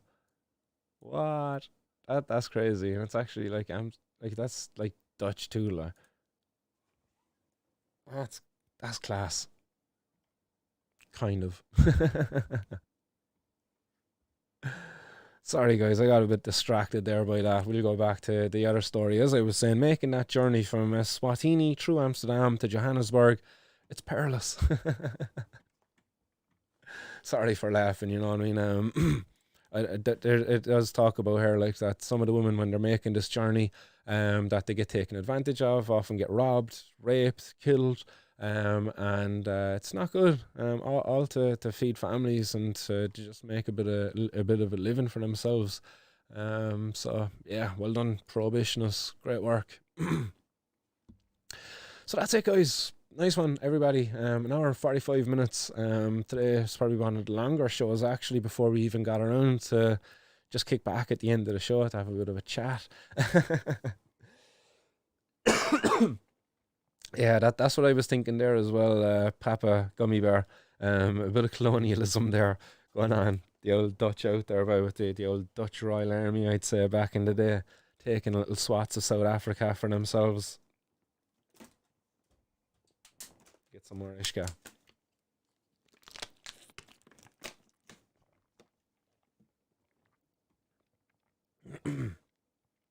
Yeah, there you go, Podge 85 bringing her up there as well about the British Sugar, who switched from growing sugar beets to growing cannabis.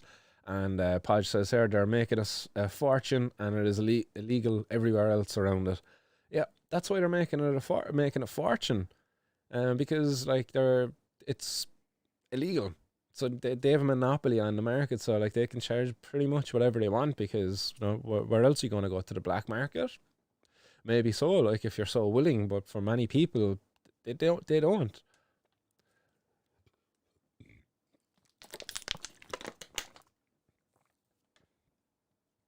I thought there was something carcinogenic about oil and combustion, but good to know.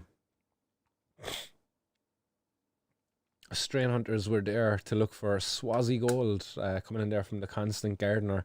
Yeah, I can remember that. Yeah, I think that's now where that name is coming up, actually. It was the Strain Hunters episode, when they go to Swaziland, looking for the Swazi gold. That's where it was. That's where that name is coming from. And do greenhouse seeds have a strain Swazi gold? It's quite possible that they probably do.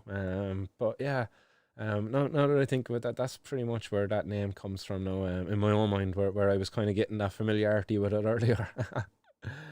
John Finian, recreational always makes me think of playtime in American school for some reason. Yeah, that's me too. It misleads people to what you're actually doing. Like, my use of cannabis is not really recreational. I wouldn't see it as that. Like, if I drink a cup of coffee in the morning, is that recreational? It's like, no, I'm using coffee as a tool to pick me up in the morning to get me through my day, to just give me that little bit of a boost. I try not to use it every morning because you can become over reliant on it. And that would be maybe a bit of an abusive relationship with coffee. But I see cannabis as being the same. It's a tool that I use. On the 420 News, I use it as a tool of civil disobedience. um, but throughout the rest of the day, I use it as a tool just to keep me in a nice centered, grounded place, and to manage some of maybe the other shit that life throws at you. Other comments out there, and I'm gonna have to bounce shortly, guys. I gotta get down and teach a bit of Thai boxing there as well this evening. Shout out to George if you're out there. George is George, using your alias now. But George is a listener out there in the audience. I don't know if he's out there now, but he's been showing up to the old Thai boxing. And he's like, oh, I listened to the show, and he even hooked me up with a sound donation there as well. Sent me some Bitcoin there not too long ago. So much appreciated there for that as well. And to anybody else who's out there, if you want to throw us a bit of Bitcoin, if you got some change left over from your last MDMA purchase on the dark web, and you don't need it, go over there onto martinsworld.ie, and there's a button in the homepage, and we have a Bitcoin donation box there. And we will use it to fight for cannabis legalization here in Ireland, and to bring together the cannabis community as best as we can. Still looking out for that place that we need to call home here in Cork. So we'll get it. Looking for a good space that's not too pricey, which is wishful thinking. Let's get to honest. Only once last year when I was most desperate, I had some greasy wax paper with wax. I think I was all out of weed and smeared the wax paper along the roll of tobacco. Very desperate times. That's not as bad as what I've seen buddies do. Not seen. I've not seen it because I wouldn't been able to stick around and witness it. Um, but he broke like down pipes into his bong and stuff like that, and he would take the oil out of the down stem of the pipe and he'd smoke that. Nasty. I always give him a hard time for it. Their part of Corbin says no, it's the same as smoking the plant or tobacco. It's katana, so not really oil though, but smoking oil is a bit dodgy for the lungs.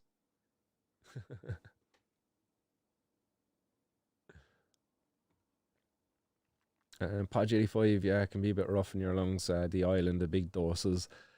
Yeah, it can be a bit hard. All right, especially doing those dabs, man. They kick. They're lung busters. They creep up in you. You hit it, you exhale it, and you're like, yeah, that's nice. And then, oh shit, the cough just comes and just keeps on coming after those dabs. Small doses, I think, is key.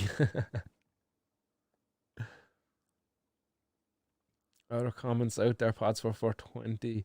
Grown cannabis, I can't think. Oh, sorry. Oh yeah, that was about the British sugar. Other comments.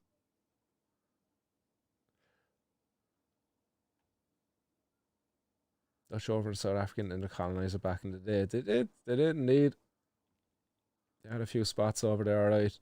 The Germans, I think the French got the most of it though, didn't they? The French were probably the most successful down there, I think. John Finnegan, great to have Martin's World back. Almost makes it feel like normality. Nice one, John. Glad to help, buddy.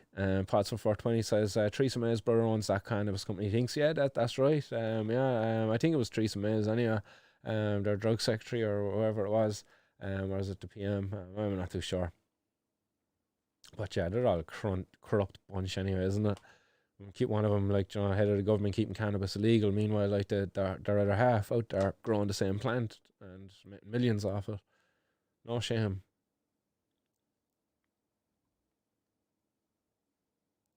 Ross, Dr. Greentham saying that watched all the Strain Hunters episodes, but they charged a lot. To be fair, you think that thought the products were pricey, is it? And yeah, I went over to the greenhouse in Amsterdam, and yeah, it wasn't the greatest, to be very honest. Like, yeah, it was a bit pricey as well.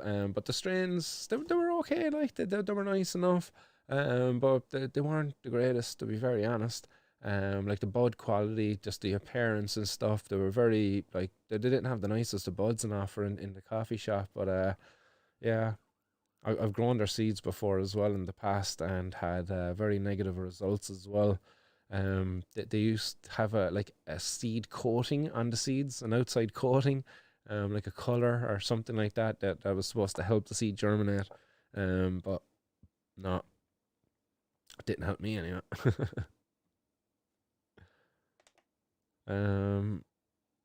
Yeah, smoking reclaim is not good. I would agree with you there as well, man.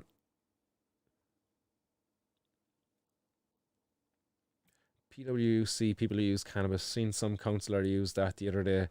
Uh, what is it like a joke? John Finnegan says, I boil my grinder in milk and use the milk for coffee or hot chocolate. It works a treat. That's not bad, man. That's a good idea. Yeah. And another good idea for you is to get some isopropyl alcohol. If you can get it, Mistral Chemicals. Probably shouldn't be shouting them out here because they might block me now next time I put in an order and they know what I use it for. But yeah, Mistral Chemicals, they sell isopropyl alcohol. They're based above Northern Ireland, though, I think. But yeah, they have a good deal as well on like 6 litres when you buy it in a 6 pack, 6 1 litres. But yeah, wash your grinder with isopropyl alcohol. Evaporate off the alcohol and afterwards, and you'll have yourself some fucking kick-ass RSO style oil. Lee Wallace, I think when you reach your goal and get rid of prohibition, you should start campaigning to make Cork the capital of Ireland. Yes. We might join you in that one, alright, Lee. You'll have to be my campaign manager, though. All right. I can't do that one alone. um, Nice. Dr. Green Thumb is off the tobacco. Off the tobacco myself, mostly. What's mostly? What do you mean mostly? Just to have the sneaky rolly or something, is it?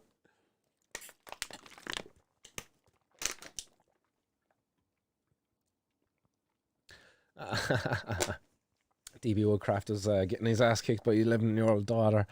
Yeah, I know that feeling as well, but no mercy, DB Woodcraft. Don't be going easy, man. They need to learn how to handle an arse whooping from time to time, you know? Alexis didn't like it the last day I was kicking her ass on the tug of war in It Takes Two. It's funny enough. uh, I went easy on her in other games as well, though, but don't tell her. I hope she's not out there watching. Podge says he's not a fan of dabs, to be honest. Podge, go away, man. Bigger, like I guarantee, if I'd landed down in your place with a big bag of fat dabs, you'd be delighted, man. You'd be a happy boy. Yes. No, that dabs are they're not for the faint-hearted. That's for sure. They're very strong. So like a little is a lot, to be very honest with dabs. So be prepared to get your ass kicked. The sweats like fucking rushes into. I'm gonna pack up another bowl here as well. um, but yeah, little is a lot. Especially like when you're not tolerant to the dabs. Like they're highly concentrated. But what I like most about the dabs is when they're made good. Um, Using different methods, like you can really preserve the terpenes within them, and you get such a flavor from the dab itself. It's like really tasty. That's what I love about dabs is the taste. I really like them for that. The potency, yeah, right. That's good, but it's like has its downsides because it's like there's only so many dabs you can do then before your ass is kicked. No more talking for the rest of the night afterwards. Oh, lads, 2 minutes rolling up on the next 420. We're going to do two in the one show again today. Shout out to everybody in Cape Verde. Got to come up with more facts and statistics about Cape Verde. I know, Hype says can't taste anything. My nose is running, and that defeats the purpose. LOL. Shit, man.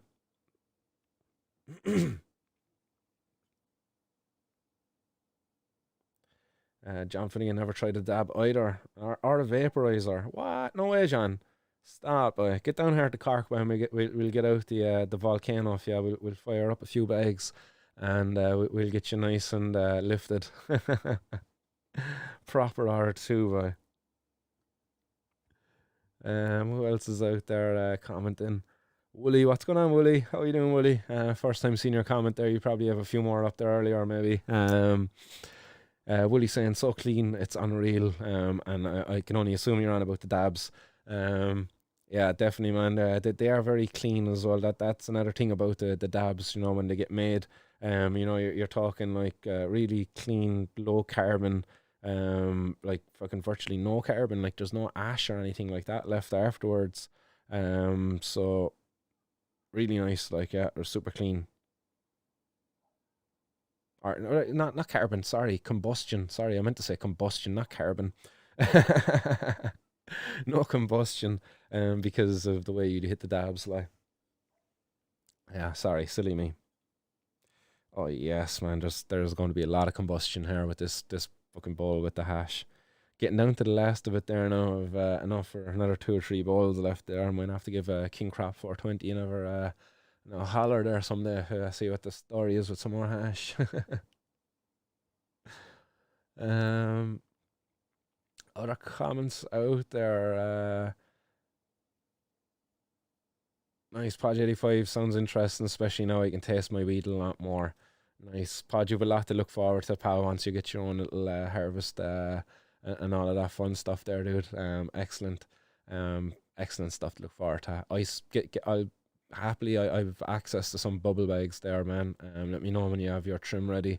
Stick it straight into the freezer, and I'll pass you down the bubble bags then, and you can use them. They're great. Hash yogurts are the biz. I haven't had a hash yogurt, man, in years. The last time I had a hash yogurt, I had to burn into it because it was so bare. That's not good. But it was still good. It was so nice. Sorry, guys. Um, Hype says not now. When I take a dab, need to put it in with a bit of bud and a joint. All right, yeah, yeah. That's not a good way of doing it as well. But yeah, you can't really beat the dab rig. Like in fairness, like that's where it's at. Like Teresa O'Connell throwing in the DIY tips here, guys. I have to get the Teresa on to give us an old demonstration sometime. She says you can make your own dabs, bud plus grease proof paper plus a hair straighteners. Watch a video, easy.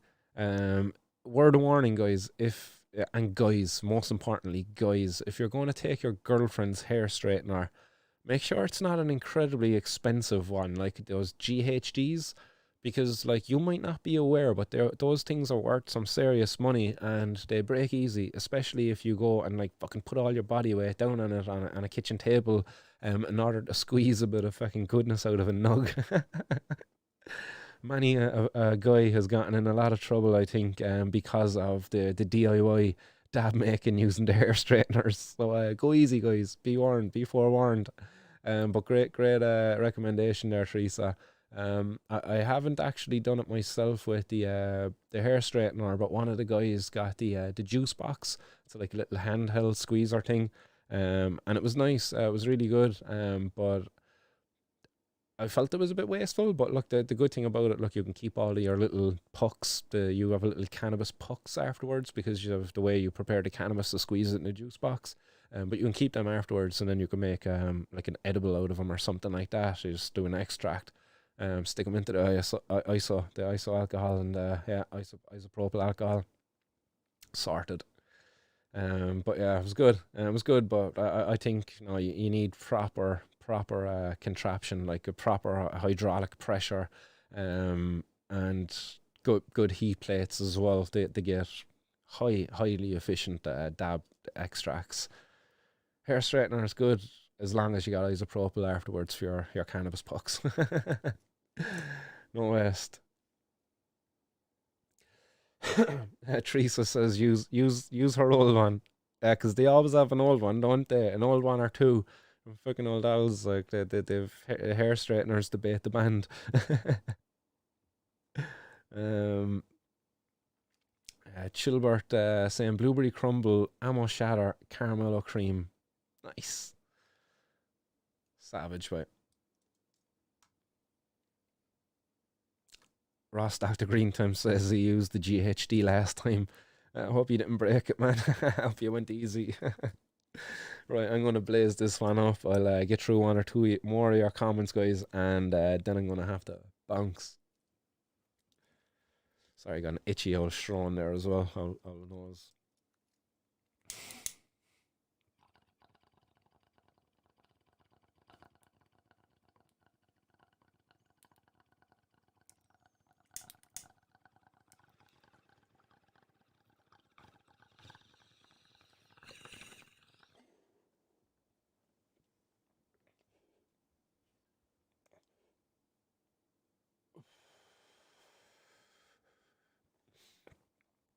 Love that one from Papa Gummy Bear.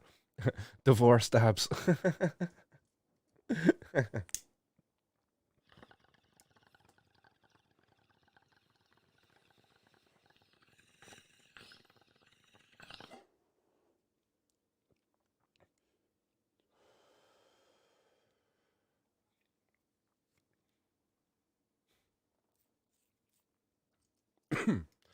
Republic of Dave saying clothes irons work much better than hair straighteners, or so I've heard.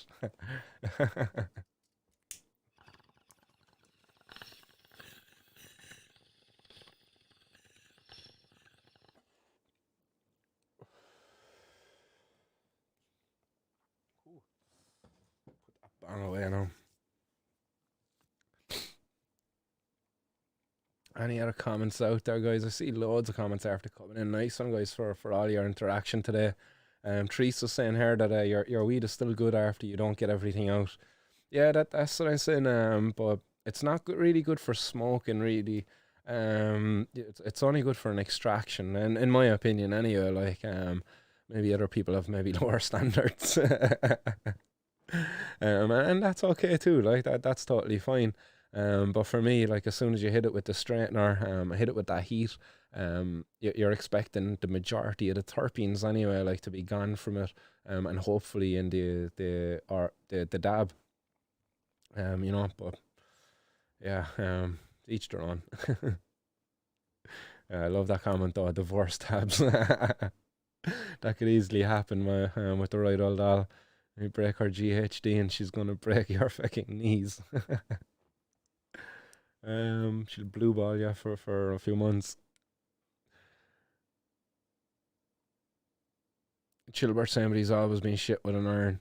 I'm pretty not bad. I'm not bad with an iron. But anytime I want something ironed, the missus is always just kind of like, "Do you want me to iron it for you?" And I'm like, "Go on, so you're better than me at it. Go on." um, but if I was getting her to iron my weed, then no, I'd say I'd be doing that one myself. Rocks Dr. Green Thumb. It was my Mrs. GHD, and she don't need it because her hair is poker straight. Nice. Pod 85 says, yeah, I seen a guy with an old school iron and it kind of worked. Yeah, it definitely works, like, but it's just not as efficient because, to be fair, like, there's people got it down to a science out there now, in terms of heat, time, pressure. Those are like probably the three main elements to it. Um, so just people got it down to a fine science now on how to do these dab extracts. We're missing out over here, guys. Like we're really lagging behind. Can't wait to be able to invest in some of this stuff and not fear the cops coming and kicking in your door and taking it away from you. Because if that fair wasn't there, I probably would have maybe some time ago chipped in with a few buddies and bought us a proper fucking dab extractor. They're like fucking, I don't know, it's like 12 to 1500 there for like a really good high end one, but worth every penny. You'd make your money back quick on them, to be fair, like, and we won't go into that side of that conversation. But it's a lot of money to invest. Like, no, we just wasn't going to go down that road. Didn't want to get too heavily invested into dealing before, so fact that glad I made that decision now, kind of. Ross Dr. Green Thumb, clothes irons work because they have the weight in them already. Yeah, that they do have a bit of weight in them, but like some of the weights, the pressures that they'd be using there with the hydraulic stuff, that like they'd be talking a couple of ton, like high pressure. Dan Jackson had some live resin recently, was amazing. Nice. Excellent stuff. Yeah, for me, I think I would much prefer some of the CO2 extract stuff, some of the cold process stuff. That would be much more interesting, all right. And some of the live resin as well. That'd be incredible to be able to get access to some of that stuff too. Like, but we're limited for choices here, unfortunately, at the moment in Ireland. Anybody out there in other places in the world, if you want me to test your products, if you'd like to be featured on Martin's World, and if you're willing to send a package into Ireland for me to test out your live presence, hit me up and I'll supply you with an address. But no, seriously, like there's just no choice here, and the only time I've ever got it is been after being sent in from people, and it was in New York. It was sent over from, and some stuff from Spain as well. And yeah, it was pricey as well. That's the other side of it. Whereas if you should make it yourself, if you're talking it's costing you 50 cents a gram to be able to grow your own weed, it's not going to cost you that much to make your own extracts, really, like compared to what they're fucking charging you for the bloody things. You look in America and Canada now, and the prices aren't as high as what they are were. It's all coming down now. And that'll happen here too in Ireland, once we see change too. Yeah, don't be buying anything on Wish. I wouldn't recommend it anyway myself. Anyway, I would be going to a reputable producer of one of these um dab extractors. Yeah, presses. That's what they're called. A dab press, I think, is what it's actually called. Um, Rosin extract. Rosin extracts. That's the one. That's the one I'm thinking of. Rosin extracts. High pressure. The origin of the technique, actually, guys, and here's a bit of useless information for you. I don't know if you're ever in a stoner trivia night, maybe some night. They might ask you, where was the rosin extract method obtained from for cannabis? Well, it basically comes from pine needle extractions. They make an extract from pine needles to be used on the strings of violins. Interesting one there for you guys. So there's a bit of useless information. It might come in useful someday in a stoner trivia night for you.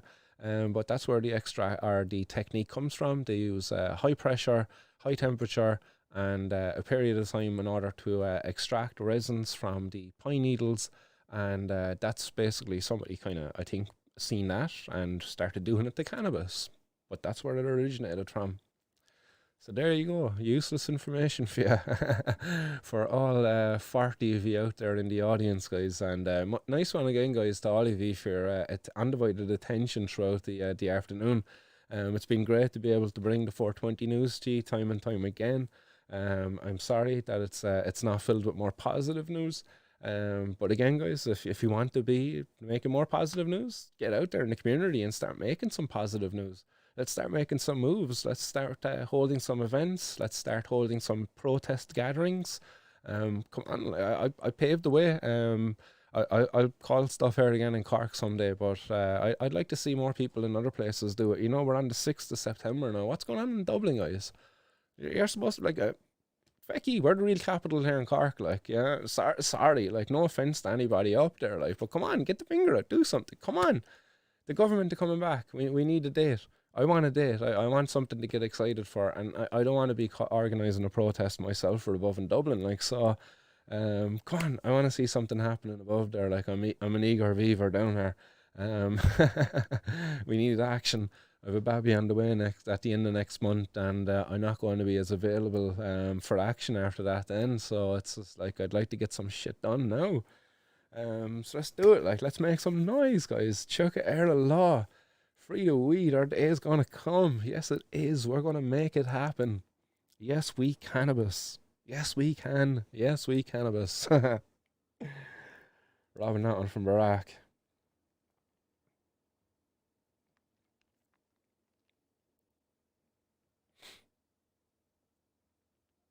Nice. Ross Dr. Greenthumb got some rosin sent from Colorado before, and it was tops. Yeah, no, it's epic. Like, it really is. Incredible taste, potency is just through the roof. So yeah, definitely start logo slow with that stuff. But imagine, like, just being able to get it yourself. Imagine being able to grow a number of plants just for rosin, a number of plants just for flowers. Like, they're going to pass legislation here now. If they pass legislation, and they're going to try to put like limits on the number of plants you can grow. But like, look at techniques like rosin. If you have your own little extractor at home, you'd like a nice consistent supply of flour, like, in order to maintain a good consistent supply of oil. You know, and it's just like, they're going to infringe on your rights to be able to explore that and to acquire that for your own personal use. They're going to infringe on your right to be self-sufficient. Fuck no, not in my watch. No way will they be getting away with that. Let's fight for it, guys, and I mean it. Like, let's get out there. We need to be on the streets this month. Come on, September. Like, we need a protest. If I don't see one soon, I'm going to be doing something.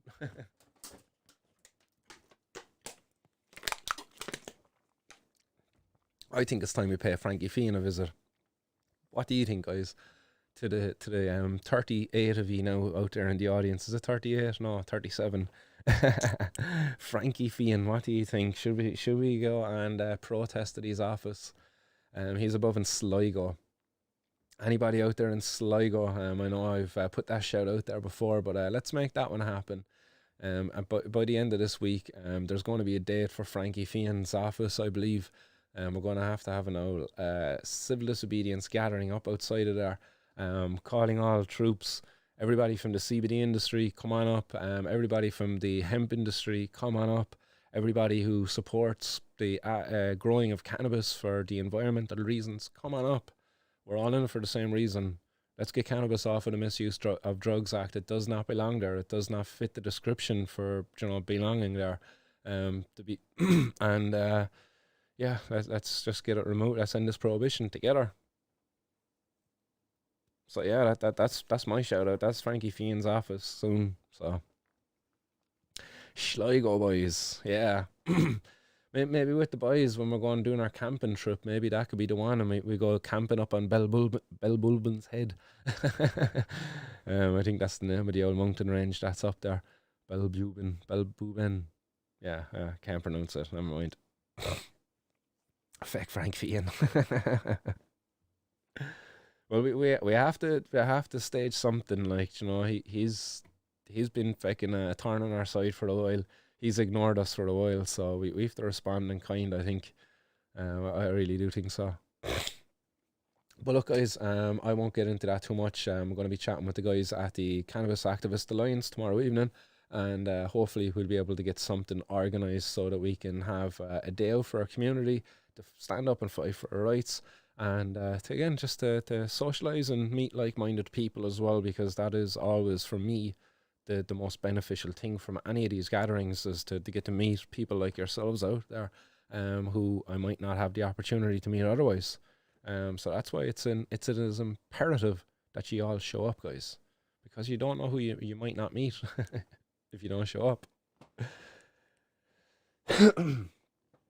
So that is it, guys. I will be back on Wednesday with more 420 news.